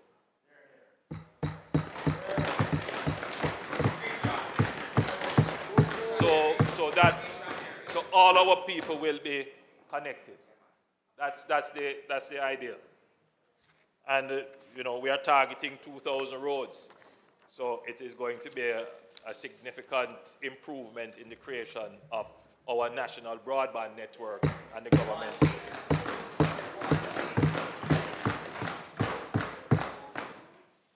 So we are not just laying cables and erecting towers. We are building the foundation of a resilient, dynamic, and connected Jamaica. Through this effort, we affirm our dedication to equipping our citizens with the tools and opportunities they need to thrive in a global digital economy, fostering innovation and ensuring that the benefits of the new Jamaica is shared with all. I close by saying, Madam Speaker, when people think of Jamaica, they think of Sun, Sea, Sun, Bob Marley, Usain Bolt.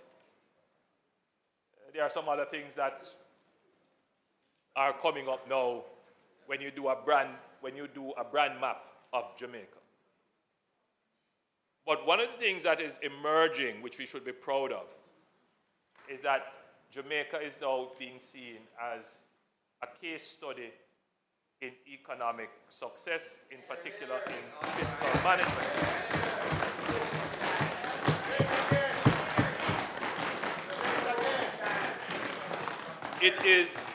It is a significant attraction for investment. The old model for attracting investment is that government should give incentives. So we should cut our prices, cut our, our fiscal requirements in order to attract investment. But that is an acknowledgement that we needed to give these concessions because institutionally, socially, we may have some disadvantages that we need to compensate for. Now, the new model of development is to offer stability because that is an incentive in itself. It is to offer institutions that protect investments because that is an incentive in itself. We are transitioning now to develop two other areas of investment attraction. One is your labor force, your human capital. If you have good human capital, people will come.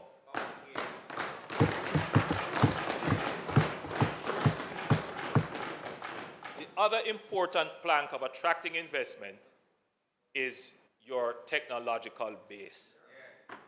If you look at the richest companies in the world, and I use the term richest in terms of market capitalization, you will see that 80% of them are in technology. That is and will be for a long time the future of the world.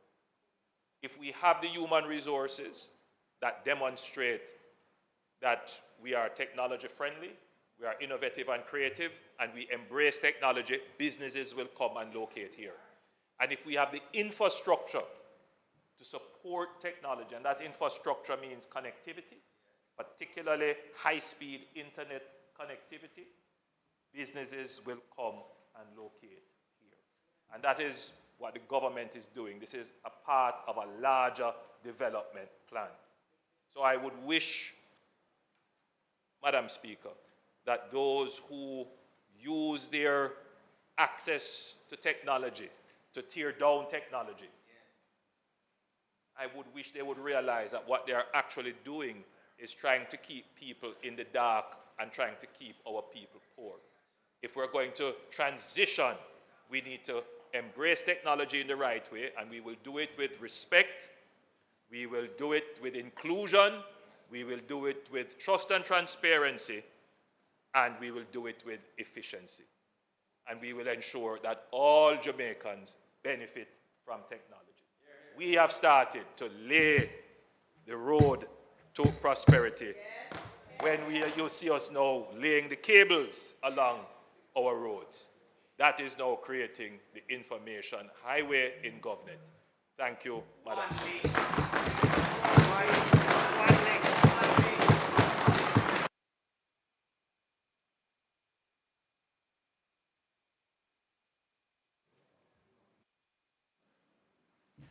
Thank you very much, Madam Speaker.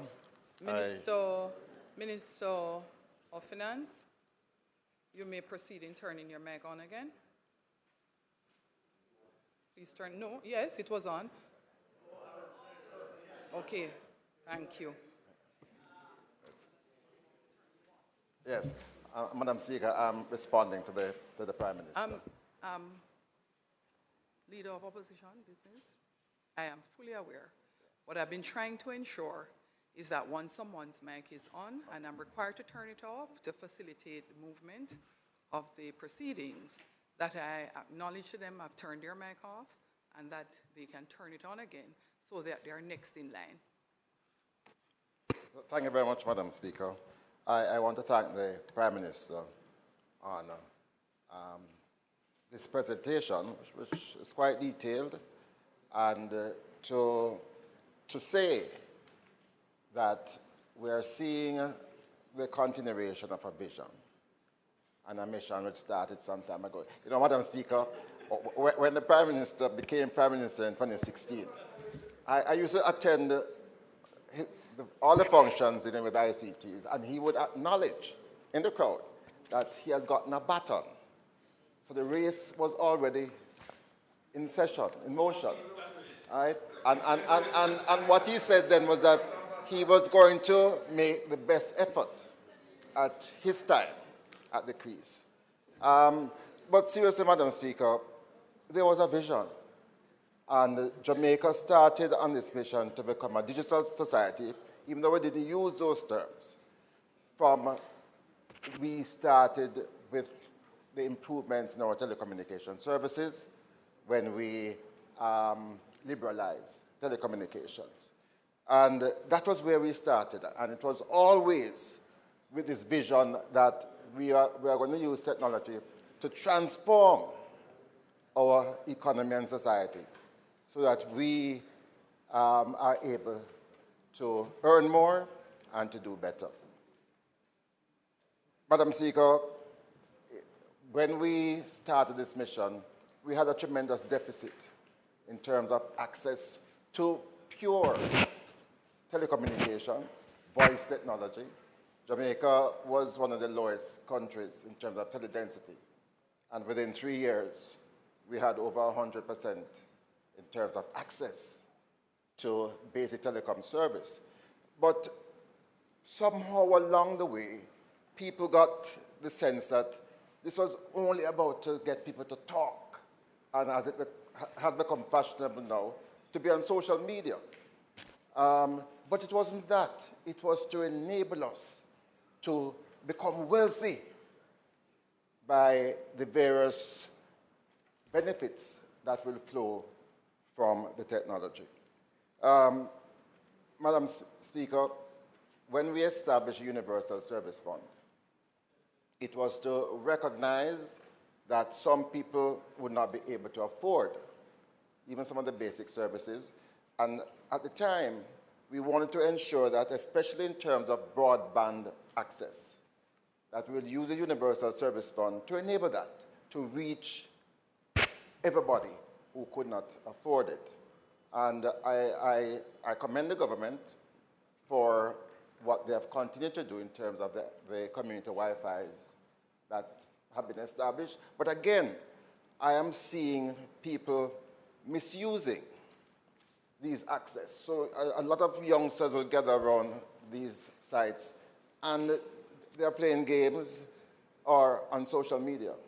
But what I would love to see are some small businesses who don't have access to telecommunications or broadband technology to gather around these sites to promote their businesses, to share information with competitors and so on and so forth. That has not really taken off. One area of disappointment, Prime Minister, is that in 2003, we decided to introduce competition in terms of undersea fiber cable. And with the award of a license to FiberLink, which became Columbus. But since that time, that facility has now been owned, been purchased by Cable and Wireless. And so we are down to one player in that field. And I really want to urge the government, because I believe that there's an opportunity for at least another player. If Jamaica is going to be delivering all of these services and achieving growth, we are going to need far more access to broadband technology than currently exists. Prime Minister, I'm so happy that you mentioned eGov. Because when eGov was established by me, by the former government, it was to recognize that government had to improve on its service delivery. It was to enable an online government with the capacity to deliver better quality service. But there was a forerunner to that, because you can't deliver proper services if you don't have the infrastructure.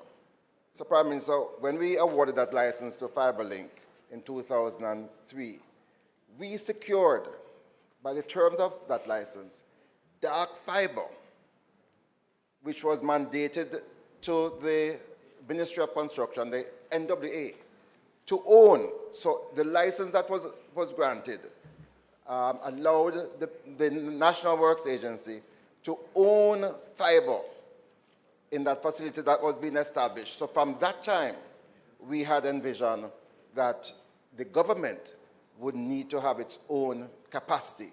And that's how GovNet came about. And again, I'm so happy that the baton has been extended and you are on that route.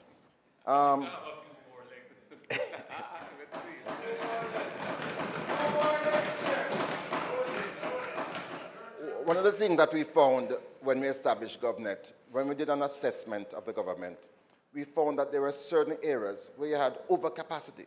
People were computerizing. People were beginning to recognize the value of the technology. But there were certain areas that had undercapacity. And the aim was to put up everybody. But you couldn't do that without cheaper broadband access. And I'm so happy that GovNet is now becoming a reality.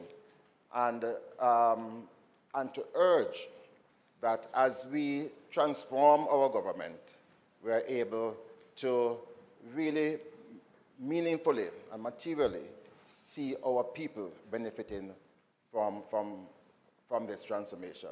And that's why I appreciate the whole business of transparency.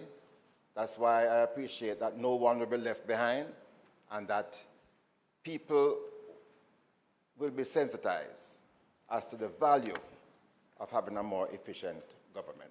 And we're looking forward to the continuation of that vision and indeed to return the baton to us as quickly as possible. Thank you very much, Madam Speaker. Well said. Thank you, Member. Prime Minister. Madam Speaker, just quickly, the sentiments expressed by the member from East Kingston and Port Royal is acknowledge the general concept of a digital society took root long before my administration. And I recall as far back as the introduction of computer labs in schools, which the member was significantly responsible for, that it was the contemplation. What we have done, Madam Speaker, which is, I'm not seeking to make a break with the general trajectory, but just to define what we have done, is to use technology, to define and develop the technology as an important part of Jamaica's investment attractiveness. So we are using technology to secure our economic independence. That's really what it is. And that's why we have been so aggressive in driving adoption of technology. And so we want to create an entire ecosystem for technology. So it comes, first of all, with the development of a system of protecting people's data and protecting people in the technology world. That's very important, protecting people's privacy and making it optional, so that if somebody doesn't want to participate, they don't have to participate. Then creating a system of identification. And a system of identification is important for civil identification and civil registries and so forth, but it is more important to form the basis of commercial activity. Now, you have said that, and I agree with you, that unfortunately, we see technology as an appliance. We see it as something that we use to make daily life easier or to have fun and leisure. We're not necessarily seeing technology as a tool used to create. And that speaks now to the development of the human capital around technology and our understanding of it. But where does it start? It starts with ensuring that our people have access and exposure. Out of that, you could get a Bill Gates. You could get a Steve Jobs. And so that's where it starts. So let's get our people native to technology by virtue of access, exposure, and use. And then we have to now create an ecosystem and use cases. So for example, making payments. Transactions don't have to require physical presence. But there are persons who are wedded to that a transaction doesn't occur unless you see the person you're transacting with. In today's world of e-commerce, transactions are virtual, and the platforms that facilitate them are digital platforms, and that's what we are creating here. So all the hotspots that we have, the Wi-Fi that we're giving in public areas, eventually people will find commercial uses for them.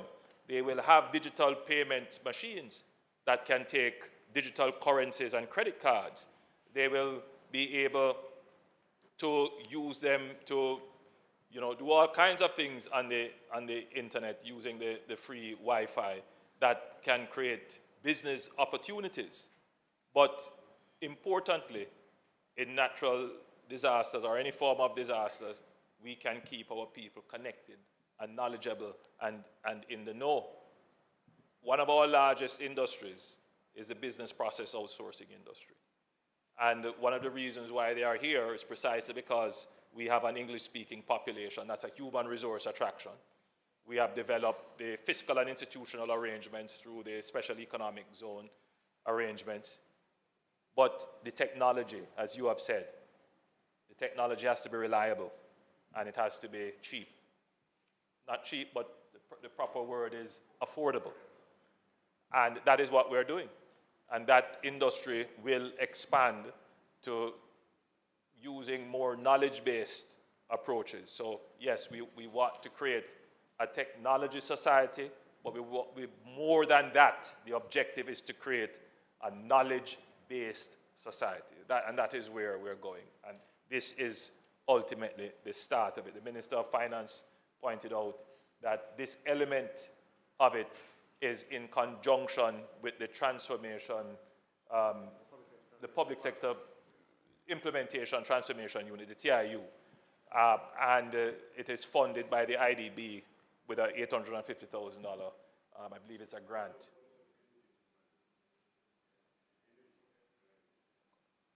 And so it's a collaborative approach to ensure that we expand this GovNet. So this investment is also a part of ensuring that we get public sector efficiency. Another area which I will come to Parliament, and the Minister will come to Parliament as well, to speak about how do we get public sector efficiency, having laid this wicket of efficiency in technology. In terms of energy, you know, these technologies have become quite energy efficient, but as they have been expanding, they have become huge consumers of electricity. I will speak more on that at another time. So, Madam Speaker and member, thank you for your attention and participation. Thank you, Prime Minister. House Leader, Recommittal.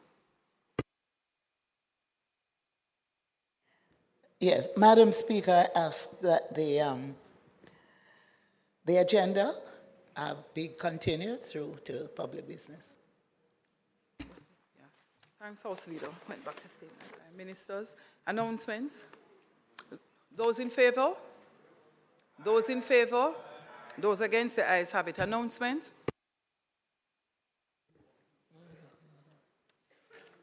Laid on the table of the House today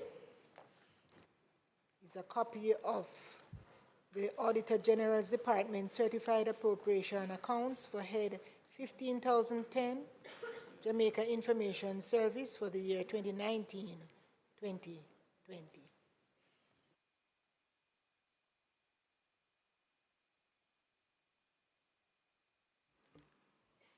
Bills brought from the Senate. The following is a message from the President of the Senate to the Honorable House of Representatives. I have the honor to advise the Honorable House of Representatives that on the 3rd day of November 2023, a bill entitled An Act to Further Amend the Financial Administration and Audit Act and a bill entitled An Act to Amend the Copyright Act and for connected matters were passed in the Honorable Senate.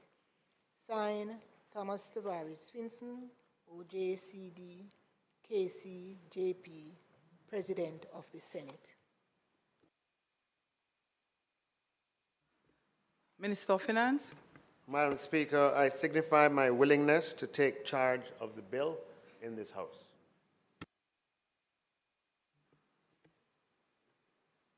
A bill shortly entitled the Copyright Amendment No. 2 Act 2023, read the first time.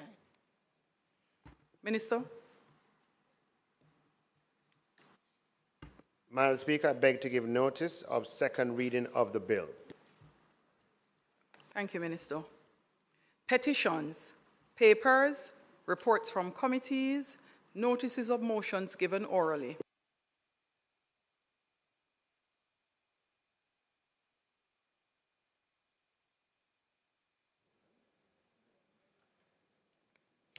Madam Speaker, I beg to give notice that at the next meeting of the House, I will move to introduce and have read a first time a bill shortly entitled the Agricultural Produce Amendment Act 2023.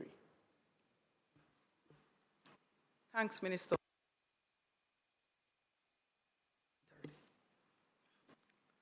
Questions and answers to questions. Motions that may be made at the commencement of public business requiring notice. Motions relating to the sitting of the House. Motions for leave to introduce bills. presentation of bills without leave of the House first obtained.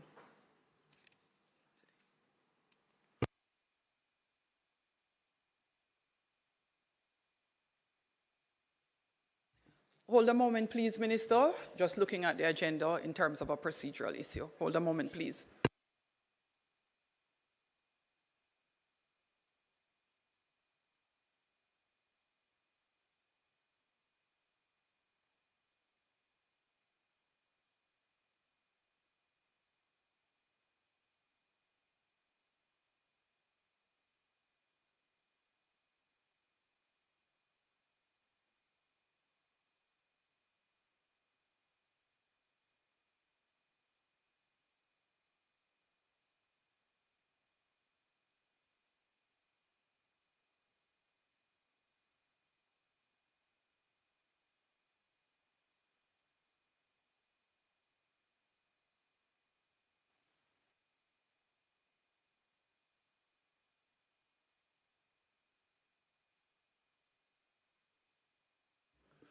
Minister of Agriculture, Fisheries, and Mining.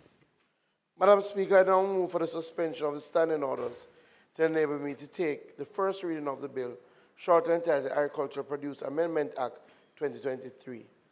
Members, the question is that the standing orders be suspended to allow the Minister to take the first reading of the bill. Those in favour? Those against? The ayes have it. Minister.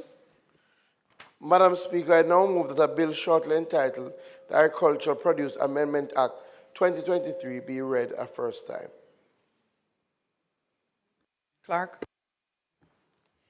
A bill shortly entitled the Agricultural Produce Amendment Act 2023 read a first time.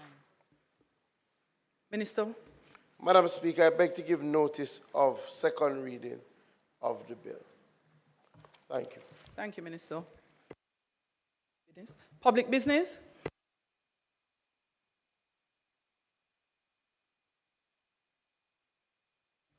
Minister. Madam Speaker,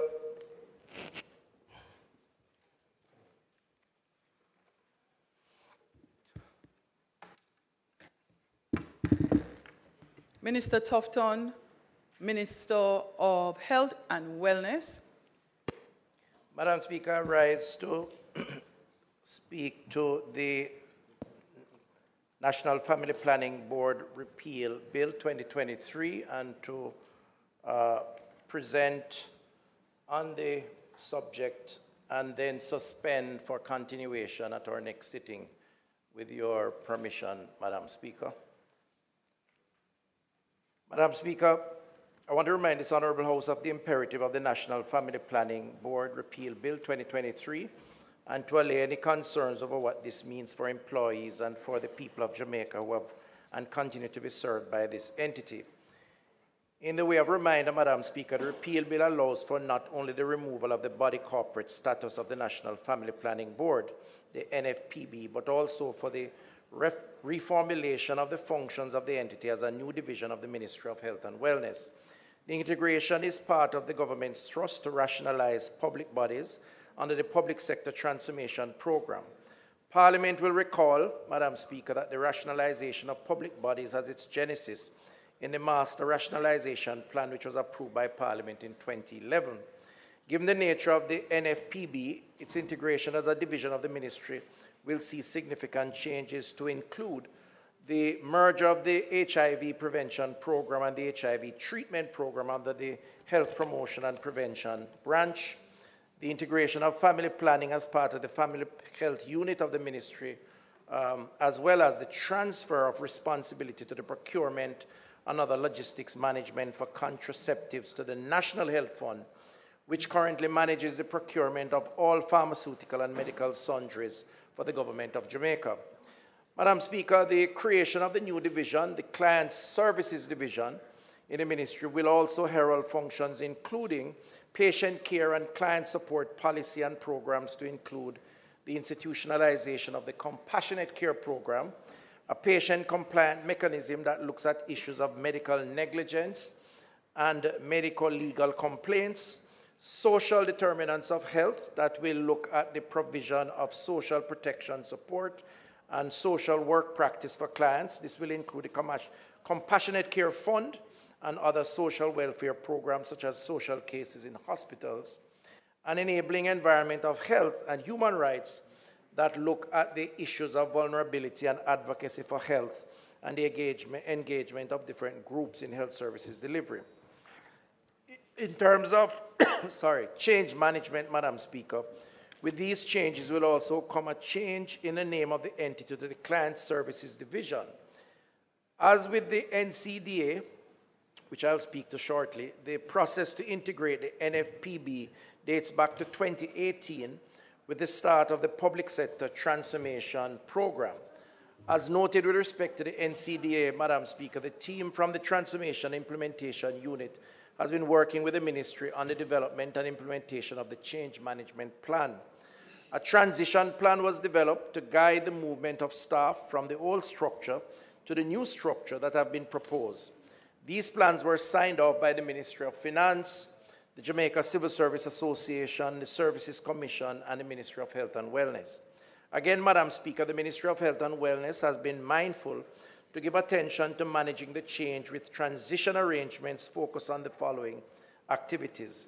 Transition plans developed to document policy guidelines to ensure a comprehensive and transparent process based on human resources, best practices, and approaches.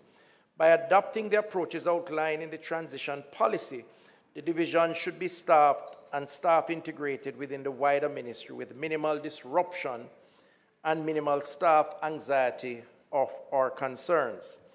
B, a transition steering committee convened to oversee the process and to ensure all entitlements, payments, benefits due to staff are identified and properly processed, including redundancy payments, monitoring the winding up, processing, and transferring of access to the ministry, and monitoring the winding up of existing pension arrangements. And C, organizational structures and business processes are being redesigned to ensure that there is no duplication of functions and workflows are efficient and effective.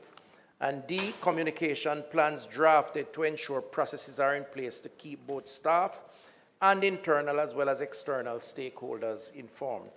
Further, change management plans are being drafted to build support for the change and increase the capacity of employees to make informed decisions as well as to improve mental status, even as consultations have been initiated with the Jamaica Civil Service Association.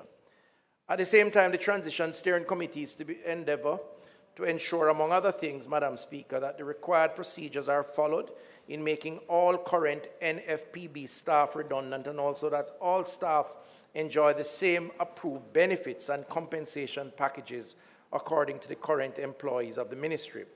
Madam Speaker, of note is that the Jamaica Civil Service Association's Strategic Human Resource Management Division of the Ministry of Finance and Public Service, the Office of the Services Commission, and the Ministry of Health and Wellness shall be involved throughout the HR transition to ensure that all actions taken are in compliance with the government-wide regulations and practices and that the rights of staff are respected.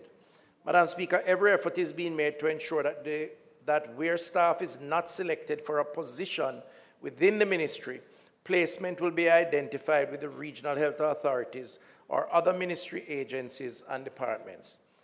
In terms of termination payments, Madam Speaker, given that the old organization was a public body and staff are being transferred to positions in the civil service, and given that the law is being proposed to be repealed through the bill tabled in Parliament, termination benefits will be paid to staff. These benefits include the payment of redundancy. Payment of redundancy has been approved by Cabinet and will be calculated up to the final date of July 31st, 2024. This is a target date for completion of integration of the process. The NFPB has a pension fund that will be wound up.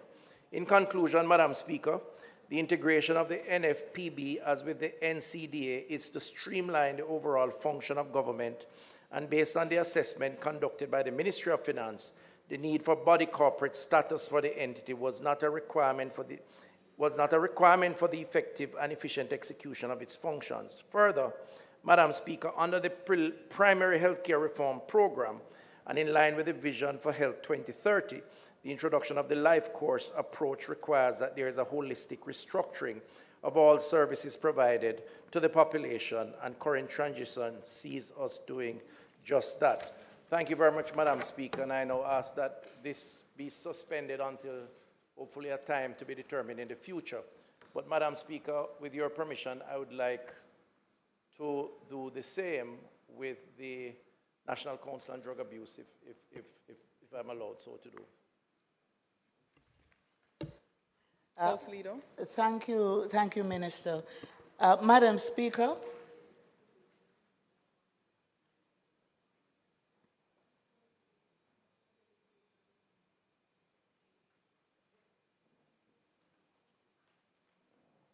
So, Madam Speaker, I now ask for the suspension of the debate on this bill. Those in favor? Aye. Those against? The ayes have it. Minister. Thank you, Madam Speaker, and very sensitive to the time, so I'll go through as quickly as possible. Madam Speaker, I rise to remind this Honourable House of the imperative of the National Council on Drug Abuse Repeal Bill 2023, and to allay any concerns over what this means for employees and for the people of Jamaica served by the entity. In the way of reminder, Madam Speaker, the repeal bill allows for the integration of the National Council on Drug Abuse, the NCDA, into the Ministry of Health and Wellness, and for the transfer of assets, rights, and liabilities to the ministry. This integration is part of the government's thrust to rationalize public bodies under the Public Sector Transformation Program. Parliament will recall that the rationalization of public bodies has its genesis in the Master Rationalization Plan, which was approved by Parliament in 2011. The NCDA was established as a body corporate by the Government of Jamaica in December 1991, pursuant to the National Council on Drug Abuse Act, to review and monitor the misuse of drugs in Jamaica, undertake, subject to the approval of the Minister responsible for health, measures for preventing the misuse of drugs or dealing with social problems connected with the misuse of drugs, and to consider and provide advice on matters concerning drug use and abuse. So what exactly is this change, Madam Speaker and colleagues? Madam Speaker, the NCDA Repeal Bill 2023 will effect the integration of the NCDA into the ministry as a department. Accordingly, the agency will no longer be a public body. And while the structure of the agency will remain the same, the management will no longer report to a board of management, but will now report to the permanent secretary. There will also be an extension in the functions of the entity. In addition to its current responsibilities, the NCDA will now be responsible for the national mental health prevention strategies, becoming the responsibility of the new department. The management of the mental health and suicide prevention helpline and the UMatter chat line, which caters specifically to those 16 to 24 years old, will now fall within the remit of the department. In terms of change management, the Ministry of Health and Wellness has been mindful to give attention to an essential element of this process of transition from the old to the new, and that is in the management of change. To begin with, Madam Speaker, the development of the proposed department structure for the NCD has been spearheaded by the Public Sector Transformation Unit of the Ministry of Finance and Public Service, along with a steering committee which was established to oversee the integration process. The PSTIU carried out consultations with the staff of the NCDA and the ministry, and with the review and recommendations derived from the outcome of information obtained, which informed the process to accommodate the NCDA as a department of the ministry, as well as the legislative amendments that will be necessary to fulfill the mandate of the cabinet decision to integrate the NCDA within the ministry.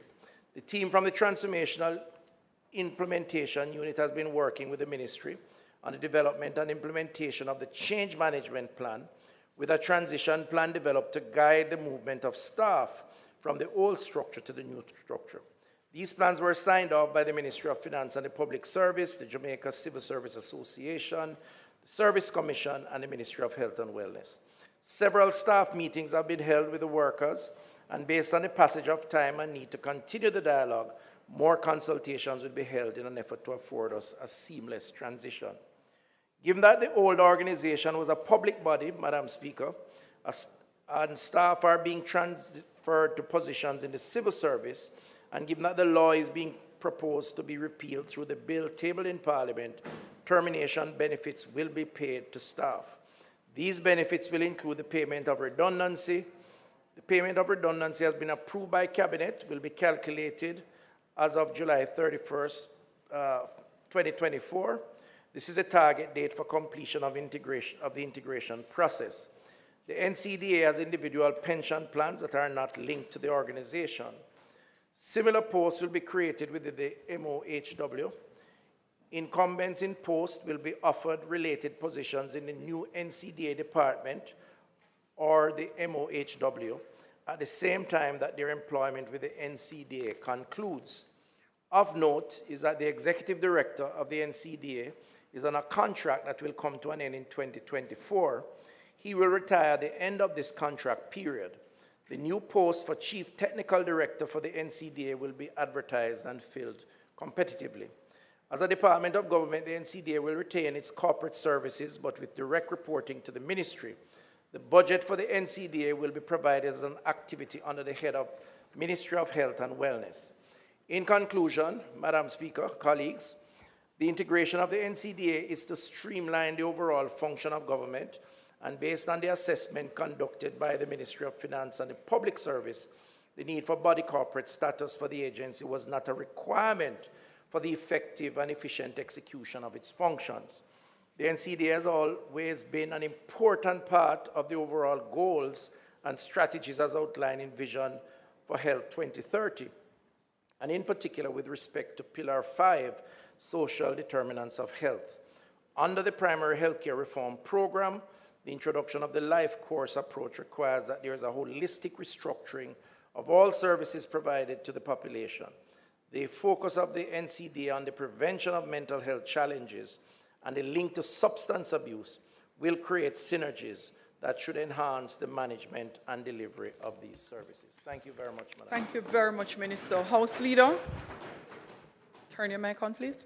Thank you, Madam Speaker. I now ask for the suspension of the debate on this bill. Those in favor? Those against? The ayes have it. House Leader. Thank you, Madam Speaker. It is not contemplated for us to do any further business today. I therefore ask that the House adjourns until tomorrow, Wednesday, November 8, 2023 at 2 p.m., when we will continue the State of Constituency debate with a presentation from the Honorable Homer Davis, St. James Southeast. The question is that the House do now adjourn for Wednesday, November 8, 2023, 2 p.m. Those in favor? Those against? The ayes have it. This Honorable House now stands adjourned.